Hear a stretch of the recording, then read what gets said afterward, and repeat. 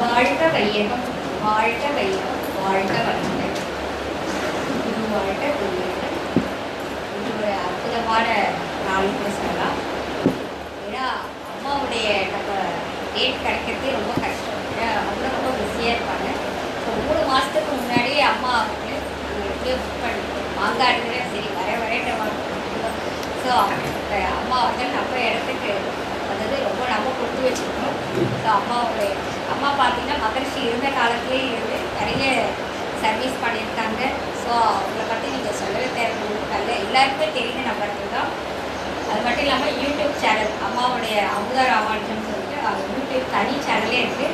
அதில் பார்த்தீங்கன்னா நிறைய சிறப்பு சொற்பொழிவு, மௌனம் எல்லாமே நிறைய இருக்குது. ஸோ அது மூலமாக நீங்கள் கேட்குறீங்க. அது மட்டும் இல்லாமல் அம்மாவுடைய ஆழியரில் 10 நாள் மௌனம் இப்படி இருந்தாலும் வருஷத்தில் ஒரு மாதத்தில் ஃபுல்லாக இருக்கும். ஸோ நாங்களும் அதில் அட்டென்ட் பண்ணியிருக்கோம். ஸோ அப்படிப்பட்ட அம்மா அவங்களே நம்ம ஒரு சில வார்த்தைகள் சொல்லி நம்ம பண்ணியிருக்கோம். வாழ்க வளமுடன். மதிப்பிற்கும் மரியாதைக்குரிய பேராசிரியர் டாக்டர் அமுதா ராமானுஜம் அம்மா அவர்கள் 35 வருடங்களாக தங்களை உலக சமுதாய சேவா சங்கத்தில் இணைத்துக் கொண்டு மனவளக்கலை கோவிலை சிறப்பாக ஆற்றி வருகின்றார்கள். சிங்கப்பூர், மலேசியா போன்ற வெளிநாடுகளுக்கு சென்று சிறப்பாக கொண்டாற்றிய பெருமைக்குரியவர்கள். ஆழியார் அறிவு திருக்கோயில் தொடர்ந்து மௌனம் நடத்தி சிறப்பித்து வருகின்றார்கள். இந்திய பண்பாட்டு அமைப்பு அம்மா அவர்களுக்கு செந்தமிழ் நங்கை என்ற பட்டத்தை வழங்கி கௌரவித்திருக்கிறார்கள். வள்ளலார் சன்மார்க்க சங்கம், திருமூலரின் திருமூல சபை, சேலம் மார்கழி திருவிழா போன்ற இடங்களில் ஆன்மீக சொற்பொழிவுகள் ஆற்றி வருகின்றார்கள். டிசம்பர் 2023 டாக்டர் பட்டம் பெற்ற சிறப்புக்குரியவர்கள். இப்படிப்பட்ட அம்மா அவர்களே உங்களின் சார்பாகவும் நம்மளுடைய மாங்காடு எஸ்ஏடி நகர் மனவளக்கலை மன்ற அறக்கட்டளையின் சார்பாகவும் வருக வருகை என்று வரவேற்கிறோம். மேலும் நல்ல ஒரு சிந்தனையாக பக்தி யோகம், ஞான யோகம், கர்மயோகம் என்ற சிறப்பு சிந்தனை விளக்கம் அளித்து நம்முடைய சிந்தனை தூண்டுமாறு அம்மா அவர்களை அன்போடு அழைக்கின்றோம். வாழ்க வளமுடன் அம்மா, வாழ்க வளமுடன்.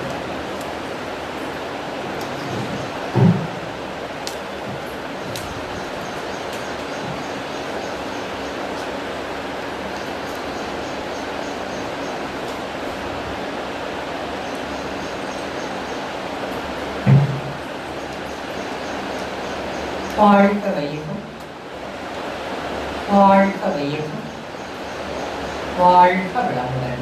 குரு வாழ்க, குருவே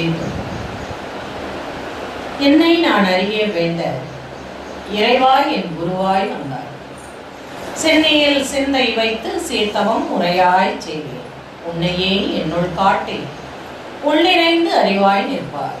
முன்னை சேர்வினை தூய்மைக்கே முயன்று அறநெறி வாழ துணை நிற்பார். வாழ்க வளமுடன். இந்த அற்புதமான இனிமையான நல்ல நாளிலே மேன்மையான மனவளக்கலை என்ற அற்புதமான வாழ்வியல் கல்வியிலே தங்களை முழுமையாக ஈடுபடுத்திக் கொண்டு ஆர்வத்தோடு இந்த வேதாத்திரிய தத்துவங்களை சிந்திப்பதற்காக இங்கே கூடியிருக்கக்கூடிய அன்பு சகோதர சகோதரிகளாகிய உங்கள் அனைவருக்கும் என்னுடைய பணிவான வணக்கங்களையும் வாழ்த்துக்களையும் தெரிவித்துக் கொண்டு இந்த நல்லதொரு வாய்ப்பினை எனக்கு ஏற்படுத்தி கொடுத்த அன்பு சகோதரி ஜெயந்தி அவர்களுக்கும் அவர்கள் வாழ்க்கை துணைவருக்கும் என்னுடைய மனமார்ந்த வாழ்த்துக்களையும் நன்றியையும் தெரிவித்துக் கொண்டு இந்த வினாடி முதல் நாம் சிந்திக்கக்கூடிய இந்த வாழ்வியல் உண்மைகள், தத்துவங்கள் அனைத்தையும் பூரணமாக நம்முடையதாக்கிக் கொண்டு வாழ்வில் எல்லா துறைகளிலும் வெற்றி, மகிழ்ச்சி, மனநிறைவு, அமைதி அனைத்தும் பெற்று வாழ எல்லாம் வல்ல இறையருளும் ஆசான் அருட்தந்தை அவர்களினுடைய தெய்வீக தவாற்றலும் நம் அனைவரது உள்ளும் புறமும் இந்த வளாகம் முழுவதிலும், இந்த இல்லம் முழுவதிலும் நிறைந்து கலந்து துணை நிற்க வேண்டுமாய் வாழ்த்தி வணங்கி நம்முடைய சிந்தனையை துவங்க இருக்கின்றோம்.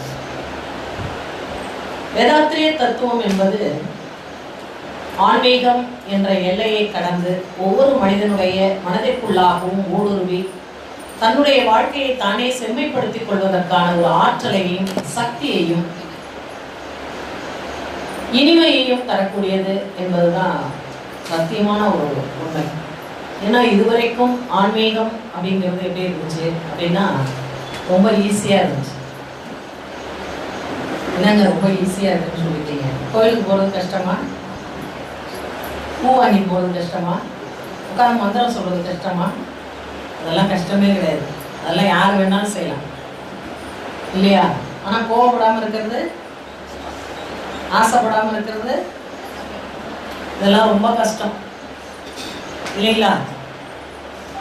பக்தி என்பதற்கும் ஞானம் என்பதற்கும் ஒரே வித்தியாசம் இதுதான்.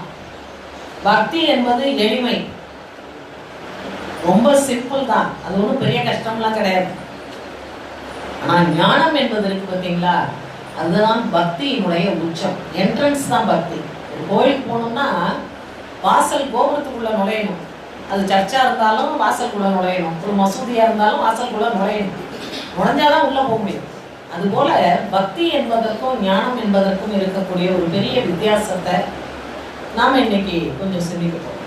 அந்த ஞானம் என்பது ஒவ்வொரு மனிதனுக்கும், இந்த பிறவியை நம்ம எடுத்ததே அதுக்காக தான். ஆனா நம்மளாம் என்ன பண்ணிட்டு இருக்கோங்க, வந்த நோக்கத்தை மறந்து, பழமொழி சொல்லுவாங்கல்ல, வந்த வேலையை மறந்து வந்த காலை குடிச்சிட்டு நின்னான ஒருத்தன். நம்ம என்ன நினைச்சுக்கிட்டோம், பந்தல் போட வந்தவன் ஏதோ வந்த வேலையை மறந்துட்டு யோசனை பண்ணிட்டு நின்னானாக்கும். வந்த வேலை, இந்த பிறவியில ஆன்மா இங்கு வந்ததோட வேலை என்னன்னா, தன்னை ஆன்ம தூய்மை செய்து கொண்டு தன் மூலமான மெய்ப்பொருளோடு இணையதுதான். அதுக்காக தான் வந்தது, அந்த வேலைக்காக தான் இங்க வந்தது. பந்தம் என்ற உறவுகளில் சிக்கிக்கொண்டு வந்த வேலையை மறந்து போச்சாங்க. தெய்வத்தை நாடுவதும் தெளிந்தறிவில் தேறுவதும் திருநிலையா மனிதனவன் பிறவியின் நோக்கம் பயனாகும். மகர்ஷி எழுத, இந்த பிறவியுடைய நோக்கம் என்னன்னா, எது தெய்வம்னு தெரிஞ்சுக்கணும். இப்ப இந்த கஷ்டம் வந்து சிங்கத்துக்கு யானைக்கெல்லாம் கிடையாது. தெய்வத்தை தெரிஞ்சுக்கணும், இயற்கையை பத்தி தெரிஞ்சுக்கணும் அப்படின்னு. அதுக்கு இயற்கையை பத்தி நம்மளை விட நல்லாவே தெரியும். ஜீவன் ரொம்ப ஈஸியா சொல்லிட முடியாதுங்க. நம்ம கிட்ட இல்லாத நிறைய நல்ல குணம் அதுகிட்ட இருக்கு. நான் உதாரணத்துக்கு சொல்லுவேன், ஒரு புலி மானை அடிக்குது, அடிச்சுட்டு மிச்சத்தை தூக்கி ஃப்ரிட்ஜில் என்னைக்காவது எந்த புளியாவது வச்சுச்சா? வைக்கிறது கிடையாது. அதுக்கு அந்த நல்ல குணம்லாம் கிடையாது. அந்த நல்ல குணம்லாம் நம்மகிட்ட தான் இருக்கு இல்லையா? அவன் தனக்கு தேவையானதை சாப்பிட்டுச்சா, தூக்கி போட்டு அதை பத்தி அப்படியே டிஸ்கனெக்ட் ஆகுது பாருங்க. அதுலேருந்து அந்த எண்ணத்தால விடுபடுது பாருங்க. நம்ம நேற்று சாப்பிட்ட சக்கரை பொங்கல் நல்லா இருந்துச்சு, நாளைக்கு ஃப்ரிட்ஜில் வச்சு ஓவனில் வச்சு சூடு பண்ணி சாப்பிடுவோம். நம்ம சிந்தனை இப்படிதான் போயிட்டு. ஏன் இதெல்லாம் அறிவினுடைய வளர்ச்சின்னு சொல்றோம். ஆனா நம்மளை விட ஐயறிவு ஜீவன்கள்லாம் எவ்வளவு புத்திசாலியா இருக்குது, எவ்வளவு அறிவா இருக்குது, அதெல்லாம் பார்க்கும்போது ரொம்ப பிரமிப்பா இருக்கு. அதனாலதான் திருமூலர் ரொம்ப அழகா சொல்லுவாருங்க, அறிவுங்கிறத பத்தி இன்னும் தெரிஞ்சுக்கவே இல்லை நம்ம அப்படிங்கிறத திருமூலர் தான் அழகா சொல்லுவாரு. அறிவுக்கு அறிவல்லது ஆதாரம் இல்லை. அறிவை கொண்டு தான் அறிவை அறியணும். ஆனா அதுங்கெல்லாம் இயற்கையை பற்றி நல்லா தெரிஞ்சு வச்சிருக்கு. ஆனா இயற்கையின் உச்சக்கட்ட அறிவு என்று சொல்லக்கூடிய 6வது அறிவு படைத்த மனிதன் இன்னைக்கு எப்படி இருக்கிறான்னா, எல்லாத்தையும் கண்டுபிடிச்சிட்டான். ஆனா நிம்மதி எங்க இருக்குன்னு கண்டுபிடிக்கல, சந்தோஷம் எங்க இருக்குன்னு கண்டுபிடிக்கல, ஆரோக்கியம் எங்க இருக்குன்னு கண்டுபிடிக்கல, அன்பு எங்க இருக்குன்னு கண்டுபிடிக்கல. இதெல்லாம் எவனால என்னைக்குமே கண்டுபிடிக்க முடியாது. ஏன்னா கண்டுபிடிக்கிறதுக்கு எங்கேயும் வெளியில இல்லையே. இதெல்லாம் எங்க இருக்குது? தனக்குள்ள இருக்குது. தனக்குள்ள இருக்கிறத போய் என்ன பண்றான்? வெளியில தேடுறான். அதனாலதான் மகிழ்ச்சி சொல்லுவாங்க, தேடுகின்ற பொருள் ஏது, ஏன் நமக்கு தெரிந்தவர் யார், கிடைக்கும் இடம் ஏது, இதெல்லாம் நாடுகின்ற வழக்கம் சிலரே கொள்வார். ஞானம் அதை தேடும் சிலர் இதை மறந்து ஓடுகின்றார், உருக்கமுடன் தேடுகின்றார், வாடுகின்றார் உளம் நொந்து விளக்கெடுத்து இருந்து தேடுவதை போல் முரண்பாடு. கையில விளக்க வச்சுட்டு என்னைக்கு இருட்ட கண்டுபிடிக்க போறேன். அதனாலதான் பட்டினத்தார் சொல்வார், ஆரூரர் இங்கே இருக்க அவ்வூர் திருநாள் அன்று ஊமகார் ஊரூர்கால் தேடுகின்றேன், நேரே உட்குறிப்பை நாடா நீவே விளக்கெடுத்து தீ தேடுவீர். இவர் விளக்க வச்சுட்டு இருட்ட தேடுறேன்னாரு. அவரு இன்னும் கேவலமா சொல்றாரு, நம்மள கையிலேயே விளக்க வச்சுட்டு நெருப்பு எங்க இருக்குன்னு தேடுறாங்க. அப்போ எல்லாமே நமக்குள்ள இருக்குங்கிற உண்மையே எந்த மனிதனுக்கும் தெரியாம தனக்கு வேண்டிய ஒன்றை ஏதோ ஒன்று வெளியில கொடுக்கறதுக்கு காத்துக்கிட்டு இருக்கிற மாதிரி மனம் வெளியில புற வழிபாட்டுல ஈடுபடுது பார்த்தீங்களா? அததான் பக்தின்னு சொல்றோம். பக்தியை வந்து எந்த காலத்திலையும் குறைச்சு பேசவே கூடாது. ஆனா நான் கேட்கறது என்னன்னா, பக்தின்றது நம்ம உண்மையா செய்யறோமான்னு ஒரு கொஸ்டின்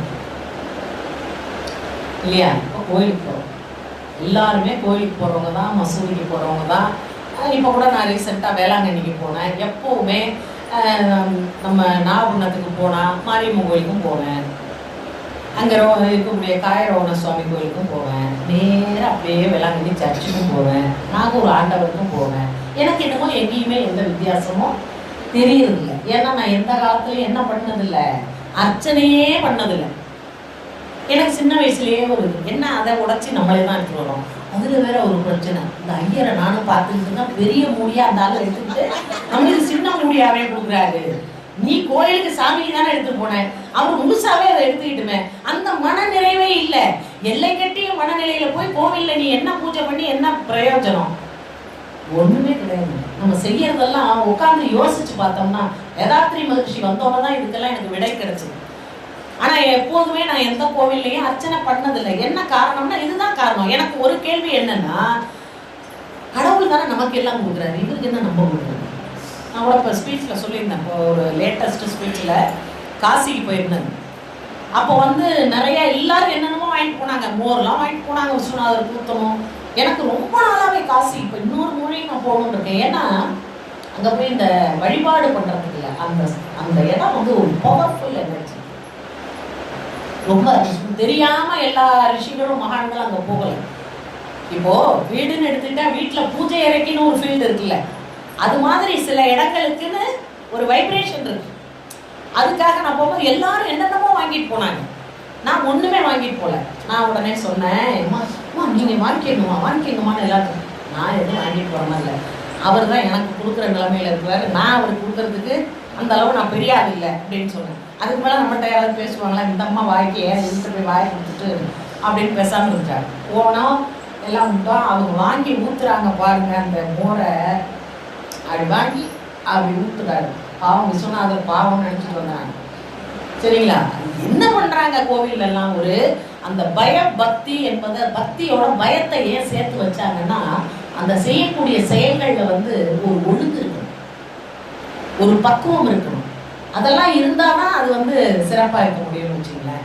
அப்போ நம்ம செய்யக்கூடிய ஒவ்வொரு, நான் இதெல்லாம் நிறைய பார்த்துட்டு தான், வசதியானவங்களை பார்த்தா குங்குமம் கொடுக்குறது, வசதியானவங்களை பார்த்தா அந்த பூ ஸ்பெஷலாக கொடுக்குறது, இந்த பக்கத்தில் உள்ளவங்களெல்லாம் மனுஷனாவே மதிக்கிறது இல்லை. இதெல்லாம் பார்த்து பார்த்து தான் எனக்கு குழந்தையிலேருந்து அந்த பக்தி மேலே இருந்த ஒரு விளக்கத்துக்கு தெரிஞ்சுக்கணும்னு நான் நினச்சேன். நான் என்னைக்குமே, ஏன்னா நானும் சுத்தின ஆள் தானே, யாராவது சுவாமி கோவில் தான் என்னோட கிரவுண்டே, நான் சொல்லியிருப்பேன். நானும் கோவிலுக்கு போற ஆள் தான். ஆனா அங்க நடக்கக்கூடிய சில விஷயங்கள், தெய்வ சன்னதியில மனிதர்கள் சமமா இருக்கணும். நான் வேற சுபையா ஆலய வழிபாடுன்ற சப்ஜெக்ட் எடுத்தாரு எங்களுக்கு அந்த காலத்துல, அவ்வளவு அருமையா இருக்கும் அவருடைய வகுப்பெல்லாம். அப்ப நான் அவர்கிட்ட எந்திரிச்சு சந்தேகத்துல கேட்டேன், முதல்ல நீங்க தான் வந்து இதுல தானங்க இருந்தீங்க அறநிலையத்துறையில, ஏன் கவர்மெண்ட்ல வந்து இந்த தனி வழி பொது வழிங்கிறத எடுத்துட்டு எல்லாரையும் ஒன்னா அனுப்பலாமேன்னு கேட்டேன். நீ என்ன உள்ள முதலுக்கே ஆப்போச்சு விட்டுருவோம் போல இருக்கு, கவர்மெண்ட்டுக்கு வருமானமே அதில் தான் வருதுன்னு. அப்போ பார்த்தீங்கன்னா அவ்வளவு விஷயங்களும் ஆலயங்கள்ல முன்னோர்கள் நல்ல ஒரு கருத்தை, ஒரு தத்துவத்தை, ஒரு உண்மையை, ஒரு விளக்கத்தை மக்களுக்கு கொடுக்கணும்னு தான் வச்சாங்க. ஆனா நாம என்ன பண்ணிட்டோம், மகரிஷி சொல்ற மாதிரி சக்கையை பிடிச்சிட்டு சார விட்டுட்டோம். எதுக்காக இந்த செயல் செய்யறோம், எதுக்காக இந்த வழிபாடு பண்றோம், இறைவனுக்கு என்ன தேவை இருக்கு இல்லையா? கடவுளுக்கு கண்காது மூக்கு இல்லை, கடுமசியும் அவனுக்கு இல்லை, வேறண்டம் அவன் சொத்துன்றார் மகிழ்ச்சி. நீ ஏன் அவன் சொத்து தான், நீ என்ன அவனுக்கு கொண்டே கொடுக்கறது? அப்ப பக்தியில வழிபாடு பண்றது, நைவேத்தியம் பண்றது தவறானா? தவறு இல்லை. இறைவன் தனக்கு கொடுத்தத இறைவனுக்கு கொடுத்து சந்தோஷப்படுறதுங்கிற ஒரு விஷயம் தான் பக்தியில படைத்தல் அப்படின்னு வந்துச்சு. ஒரு நெல் விளைஞ்சது, அந்த முதல் அரிசியை கொண்டே இறைவா எனக்கு நீ கொடுத்த உனக்கு நன்றி, இந்த முதல் இதை நான் உனக்கு தான் கொடுக்குறேன், நீ தான் எனக்கு கொடுத்த அந்த நன்றி உணர்வுக்காகவும் இறைவன் மேல அன்பு செலுத்துறதுக்கு இருக்கக்கூடிய ஒரு அடையாளமாகவும் தான் பக்தியில வந்து நைவேத்தியம் பண்ண ஆரம்பிச்சாங்க இல்லையா? ஆனா எந்த சாமியாவது அந்த அடுத்த வருஷத்துல இருந்து நெல் எடுத்துருவா, இங்க கொண்டு என் கோயில்ல ஒரு 100 மூட்டையா எடுத்து மீதியை நீ வித்துக்கன்னு சொன்னிச்சுன்னா யாராவது நெல் எடுத்து கோயிலுக்கு போவாங்க? போக மாட்டாங்க. தினம் வைக்கிற நைவேத்தியத்தெல்லாம் சாமி சாப்பிட்டுச்சுன்னா தினம் நம்ம நைவேத்தியம் வைப்போமா? ரீசெண்டா அந்த ஆதிபராசக்தி படம் எனக்கு ரொம்ப பிடிக்கும். அதுல சுருளிராஜன் இதுல தவிர அத்தா எல்லாருக்கும் எல்லாத்தையும் உனக்கு பச்சா நேரம் என் வீட்டுக்கு வா, உனக்கு நான் போடுறேன். அந்த பக்தி இருந்தது. அந்த வீட்டுல ஒண்ணுமே கிடையாது, அவனுக்கே அடுத்த வேலை சாப்பாட்டுக்கு அவன் வந்து போய் மீன் பிடிச்சாதான். ஆனா அவன் என்ன சொல்றான், எல்லாருக்கும் எல்லாரையும் நல்லா வச்சிடாத்தா, உனக்கு எப்பயாவது பசி வந்துச்சா நேரம் என்கிட்ட. அதுதான் இருக்கும். அந்த கள்ளம் கபடம் இல்லாம தன்னிடம் இருக்கக்கூடிய எல்லாவற்றையுமே இறைவனுக்காக அர்ப்பணம் செய்யக்கூடிய அந்த தன்மை வரும்பொழுதுதான் பக்தி பூரண பக்குவம் பெறுகிறது. அதனால பக்தி தவறுன்னு சொல்ல முடியாது, கோவிலுக்கு போறது தவறுன்னு சொல்ல முடியாது, சர்ச்சுக்கு போறது தவறுன்னு சொல்ல முடியாது. ஆனா நம்ம போய் அங்க என்ன பண்றோங்கிறது தான் பிரச்சனை. நம்ம அங்க போனாலும் அவங்க கட்டி இருக்கிற புடவை நல்லா இருக்குது, இது எங்க எடுத்தாங்கன்னு தெரியல அப்படின்னு யோசிச்சுட்டு இருக்கிறது, அங்க போய் உட்காந்து குடும்ப கதையெல்லாம் பேசுறது, அங்க போய் தான் ஒருத்தவங்கள்ட்ட தன்னோட கஷ்டத்தை சொல்லி அழுவுறது, இந்த மாதிரி எல்லாம் நம்ம பண்ணும்போது இதெல்லாம் பார்க்கும்போது நிஜமா நினைப்பாங்க எவ்வளவு பெரிய ஒரு அற்புதமான விஷயத்த நம்ம முன்னோர்கள் ஒரு பவர்ஃபுல் எனர்ஜி ஃபீல்டா அதை வந்து உருவாக்கி வச்சிருக்கிறாங்க. ஆனா நம்ம போய் அங்க என்ன பண்றோங்க, எதை பண்ணணுமோ அதை விட்டுட்டு மற்றதெல்லாம் நம்ம பண்ணிடுறோம். அதனால பக்தி என்பது மகிழ்ச்சி ரொம்ப அழகா சொல்றாரு இல்லையா, கண்காது மூக்கு வைத்து கதைகள் சொன்னேன், கருத்துக்கு கடவுள் தன்னை சிறுமையாக்கி புண்பட்ட நெஞ்சங்கள் மேலும் புண்ணாகி போகும் வழி தெரியாது வாழ்வில் கண்கலங்கி நிற்கும் பொழுதும் கர்மத்தின் விளைவாக கடவுள் தன்மை எழுந்தியக்கும் உண்மையினை உணர்த்துவதே உயர் தொண்டாகும். அப்படின்னா என்ன அர்த்தம், நீ எத்தனை கோவில் சுத்தினாலும் எத்தனை அபிஷேக ஆராதனைகள் செய்தாலும் நீ செய்யற செயலுக்கான விளைவன் உனக்கு கொடுத்துதான் தீர்வான் இறைவன். ஆகா இவன் இது நிறைய நைவேத்தியம் பண்ணிட்டான், நீ பார்த்து ஏதாவது அட்ஜஸ்ட் பண்ணுவோம்னா அட்ஜஸ்டே பண்ண மாட்டான்.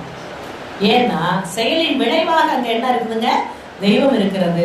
63 நாயன்மார்களை நம்ம படிக்கிறோம், 12 ஆழ்வார்களை படிக்கிறோம்.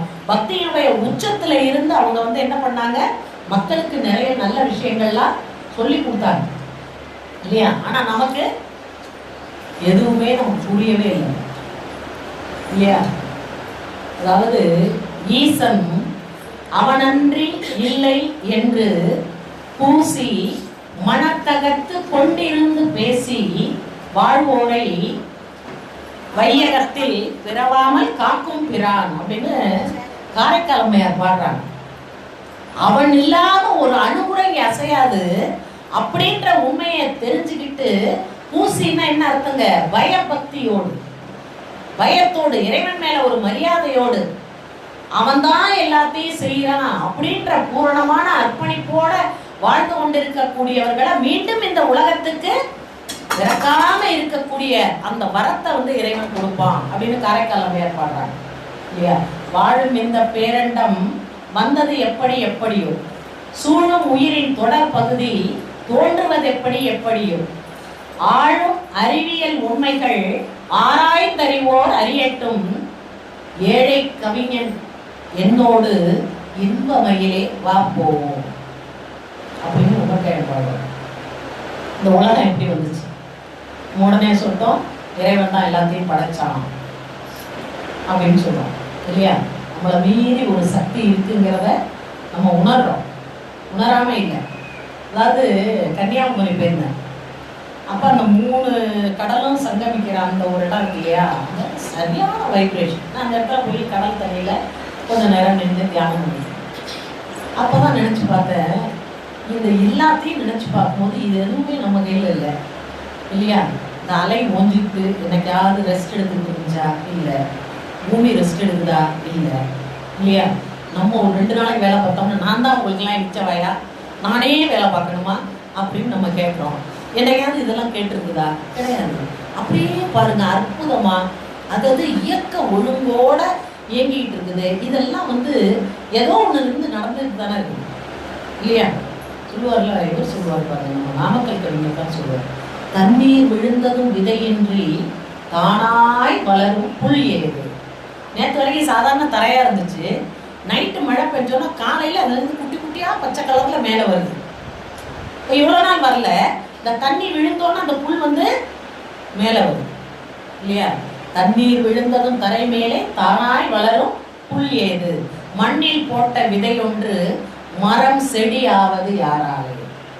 ஒரு விதையை போட்டுறோம், அந்த விதை என்னவா இருக்குதுங்க, ஜடப்பொருளாக தான் நம்ம கண்ணுக்கு தெரியுது. அதுக்கு ஏதாவது உயிர் இருக்கிற மாதிரி அசைவு இருக்கா, ஏதாவது இயக்கம் இருக்கான்னா எதுவுமே இல்லை. ஆனா அதுக்குள்ள இயக்கம் இருக்கா இல்லையா, இருக்கா இல்லையா, ஆற்றலோட இருக்குது, சாதாரணமா இல்லை இல்லையா. உடனே உங்களுக்கு உதாரணத்துக்கு கேட்கறது, நான் எப்போவுமே ஒரு மாங்கு கொட்டை, அதான் நல்ல மாம்பழம் சாப்பிட்டோம், ஒரு மாங்கொட்டை இருக்கு, அதுக்குள்ள என்ன இருக்குன்னு கேட்டா என்ன சொல்லுவாங்க, அதுதான் கொட்டையாச்சு, அதுக்குள்ள என்ன இருக்கு, அதுதான் இன்னும் நம்ம வளரலங்கிறதுக்கு இந்த பதில் தான் அடையாளம். அதுக்குள்ள என்ன இருக்குதுங்க, ஒரு விருட்சம் இல்லையா? மாங்கோட்டம்ல என்ன இருக்குன்னா என்ன பதில் சொல்லணும்? பருப்பு இருக்குன்னு சொல்லக்கூடாது. அதுக்குள்ள என்ன இருக்கணும்? சரி, எத்தனை மரம் இருக்கு? ஒரு மரமா இருக்கு. அதை போட்டீங்கன்னா அதுல இருந்து வரக்கூடிய மரத்துல எத்தனை பழம் இருக்கோ அந்த பழத்துக்குள்ள எத்தனை விதையா வர்றதுக்கான ஆற்றல் இருக்கோ இதெல்லாம் நம்மளால கணக்கு பண்ண முடியுமா? என்ன பதில் சொல்லணும்? தெரியாது. எண்ணிலடங்கா விருட்சங்கள் அந்த ஒரு விதைக்குள்ளாக அடக்கம் பெற்றிருக்கிறது. இந்த ஆற்றலை உணர்ந்த முன்னோர்கள் இப்படிப்பட்ட மகத்துவமான ஒரு விஷயம் இருக்குங்கிறத மக்களுக்கு புரிய வைக்கணும்னு நினைச்சாங்க. ஆனா நம்ம எல்லாம் தான் இப்ப பருப்பு இருக்குன்னு சொன்ன மாதிரி நிறைய பேரு அறியாமையில தவறா சொல்லல. மகிழ்ச்சி அதனாலதான் மூணா பிரிக்கிற இந்த நான்யார் தத்துவத்துல அஞ்ஞானம், விஞ்ஞானம், மெய்ஞானம்னு மூணா பிரிப்பார். இப்ப அறிவு நிலையில நம்ம எல்லாம் எப்படி இருக்கிறோங்க? ஆரம்ப நிலையில தான் இருக்கும் இல்லையா? ஆறாவது அறிவின் ஆரம்ப நிலையில் நின்று அனுபவித்தாய், அனுபவத்தின் பயன் உணர்ந்தாய். பேரறிவை பெற வேண்டி பெருத்த வேகம் பெருநென்று விஞ்ஞான துறையில் இட்டாய். யார் அறிந்த ஒன்றும் கர்ம ஞான இந்திரியங்களுக்கு உபகருவியாச்சு. ஊரறிந்தாய், உலகறிந்தாய், உன்னை யார் என்ற ஒன்று மட்டும் அறியவில்லை விஞ்ஞானத்தா. இல்லையா? இப்போ நம்ம கண் பார்க்க நம்ம அப்பா அம்மா இருந்தாங்க, நம்மளோட தான் இருந்தாங்க. ஆனா இப்போ அவங்க இல்லை இல்லையா? இனிமே அவங்க நம்மளால பார்க்கவே முடியாது. இன்னைக்கு நாம இருக்கிறோம், இன்னும் ஒரு 50 வருஷம் கழிச்சு கஷ்டம், பார்க்க முடியாது. இல்லாமல் இருந்த ஒன்று இருப்பதாகவும் இருந்த ஒன்று இல்லாமல் போவதற்கும் காரணமாக இருந்து ஒரு செயலை ஒன்று நடத்தி கொண்டிருக்கிறது இல்லையா? அதைத்தான் அவர் சொல்றார். மண்ணில் போட்ட விதையொன்று மரம் செடியாவது யாராலே, கண்ணில் தெரியா சிசு அதனை கருவில் வளர்ப்பது யார் வேலை. கண்ணுக்கு தெரியல இல்லையா? அழகா சொல்லுவார் பாருங்க, கணபதிதாசர் சொல்வார். சுக்கில வெந்து நாதம் சுரோனிதமும் சேர்ந்து பக்குவம் குழவியாகி பையுளை அடைத்த பாவை அக்குவை அதனில் வந்த சூற்றம் அக்கினி நாகை நாதன் அழித்ததென்று உணர்வாய் நெஞ்சேவர். அப்பாவோட ஒரே ஒரு உயிரணும், அம்மாவோட அந்த நாதம் என்று சொல்லக்கூடிய அந்த தன்மை, இந்த இரண்டு இணைஞ்சு ஒரு உருவமா உயிர் பெற்று வெளியில வருது. இதற்கெல்லாம் யார் காரணம்னு உனக்கு தெரியுமா? இதை கொண்டு வந்து ஏன் இந்த உலகத்துல தள்ளி விட்டது யாரு? அக்னி நாகை நாதர். அந்த நாகை காயரோகண சுவாமியை பத்தி தான் எழுதுவார். அதனால அவர் என்ன சொல்றாரு? இது இறைவன் கொடுத்த ஒரு விஷயம். இப்போ நம்ம எப்போதுமே நான் எங்க வகுப்பு நடத்தினாலும் 2 கேள்வி கேட்பேன். பெரும்பாலும் எல்லாருக்கும் தெரியும், இங்க யாருக்கும் தெரியலன்னு நினைக்கிறேன். கேட்டுறேன் ஃபர்ஸ்ட். அம்மா தெரியும்.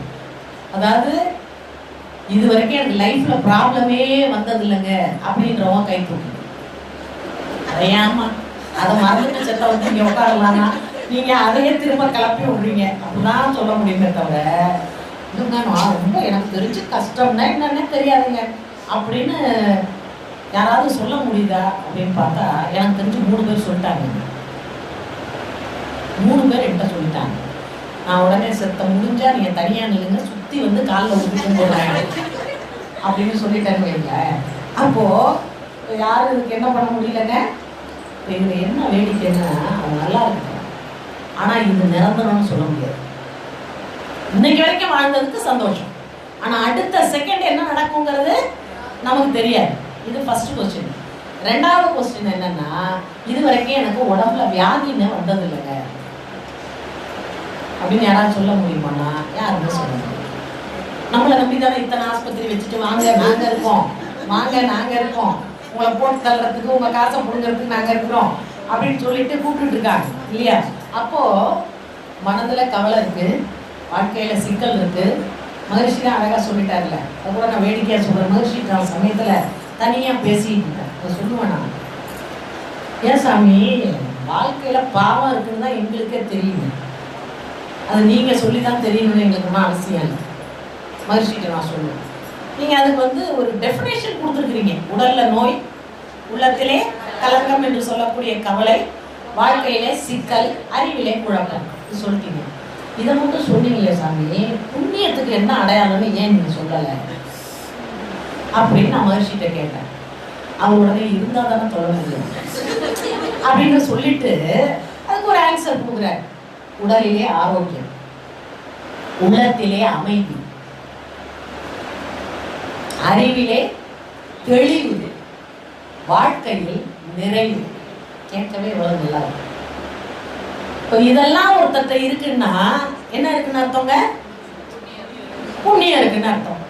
நமக்கு ஒரே டவுட், புண்ணியம் இருக்கிற மாதிரியும் இருக்கு இல்லாத மாதிரியும் இருக்கு இல்லையா? ஆனா பாவம் மட்டும் கன்ஃபார்மா இருக்கு. ஏன்னா பாவம் தானே நம்மளை சுத்தி உள்ள உறவுகளை நம்மளை எந்த அளவுக்கு தூய்மைப்படுத்தணுமோ அந்த உறவுகளை தானே இறைவன் நம்மளை சுத்தி வச்சிருக்கான். வாழ்க்கை துணையாவோ பிள்ளையாவோ அல்லது பெத்தவங்களாவோ. முக்கால்வாசி பிரச்சனை யாரால வருது? என் ஃப்ரெண்டு சொன்னாங்க, நம்மளுக்கு தொந்தரவு கொடுக்கறதுக்குன்னே சோறு போட்டு வளர்த்துட்டு இருக்காங்க ஒரு கூட்டத்தை அப்படின்னு. இது வேடிக்கையா சொன்னாலும் இதுதான் உண்மை, யாருமே மறுக்க முடியாது. நேற்று கூட ஒரு இதுக்கு கோயிலுக்கு போறாங்க, நீங்க வாங்கினேன்னு நம்ம மன்ற சகோதரியோட ஹஸ்பண்ட் சொன்னோம்.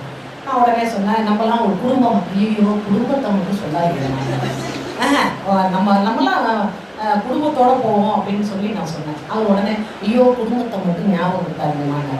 ஐயா நான் சொன்னது வேதாத்திரிய குடும்பம், அது ஓகே, குடும்பத்தை ஞாபகப்படுத்தாதீங்க அப்படின்னாரு. ஏன்னா அந்த அளவுக்கு எல்லாம் நொந்து போய் தான் இருக்காங்க இன்னைக்கு. நான் பார்க்குறேன் நிறையா. ஆனால் அவ்வளோ பேருக்கு நடுப்புறையும் இப்போ நீங்கள் உடனே கேட்கலாம், இதுதான் நமக்கு பிரச்சனை இருக்கா இல்லையா? சொன்னா தாங்க மாட்டேங்க. அதனால அதெல்லாம் மறந்துடும். என்ன பண்ணிடணும்? தூக்கி போட்டுடணும். இந்த நிமிஷத்துல சந்தோஷமா வாழணும். சரியா? பாக மொத்தம் எல்லாருக்குள்ளேயும் ப்ராப்ளம் இருக்குன்னு சொல்லிட்டீங்க. இதெல்லாம் யாரால வந்ததுன்னு நினைக்கிறீங்க? திருப்பூர்ல போனோம் ஒரு 15 நாள் முன்னாடி, எல்லாம் புது அன்பர்கள்.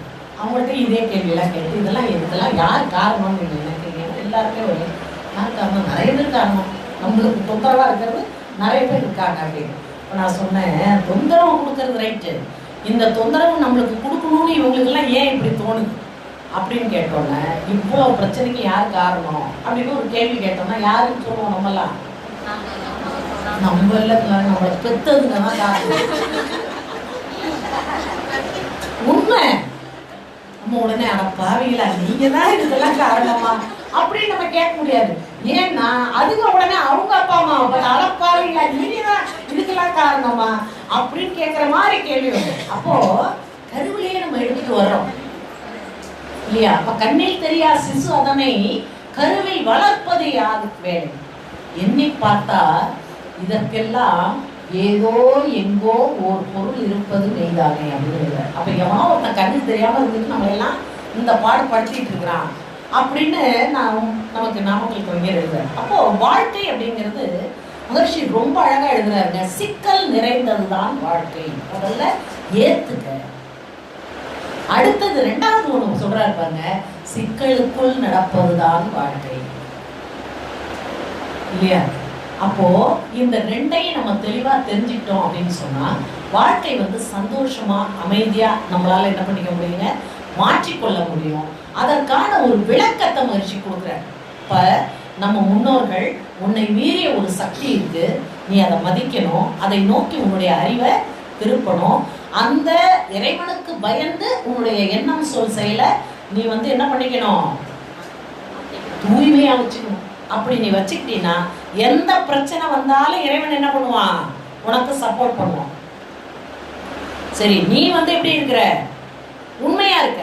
இறைவன்கிட்ட நீ உண்மையா இருக்கும் போது இல்லையா, அப்ப இறைவன் என்ன பண்ணுவான்?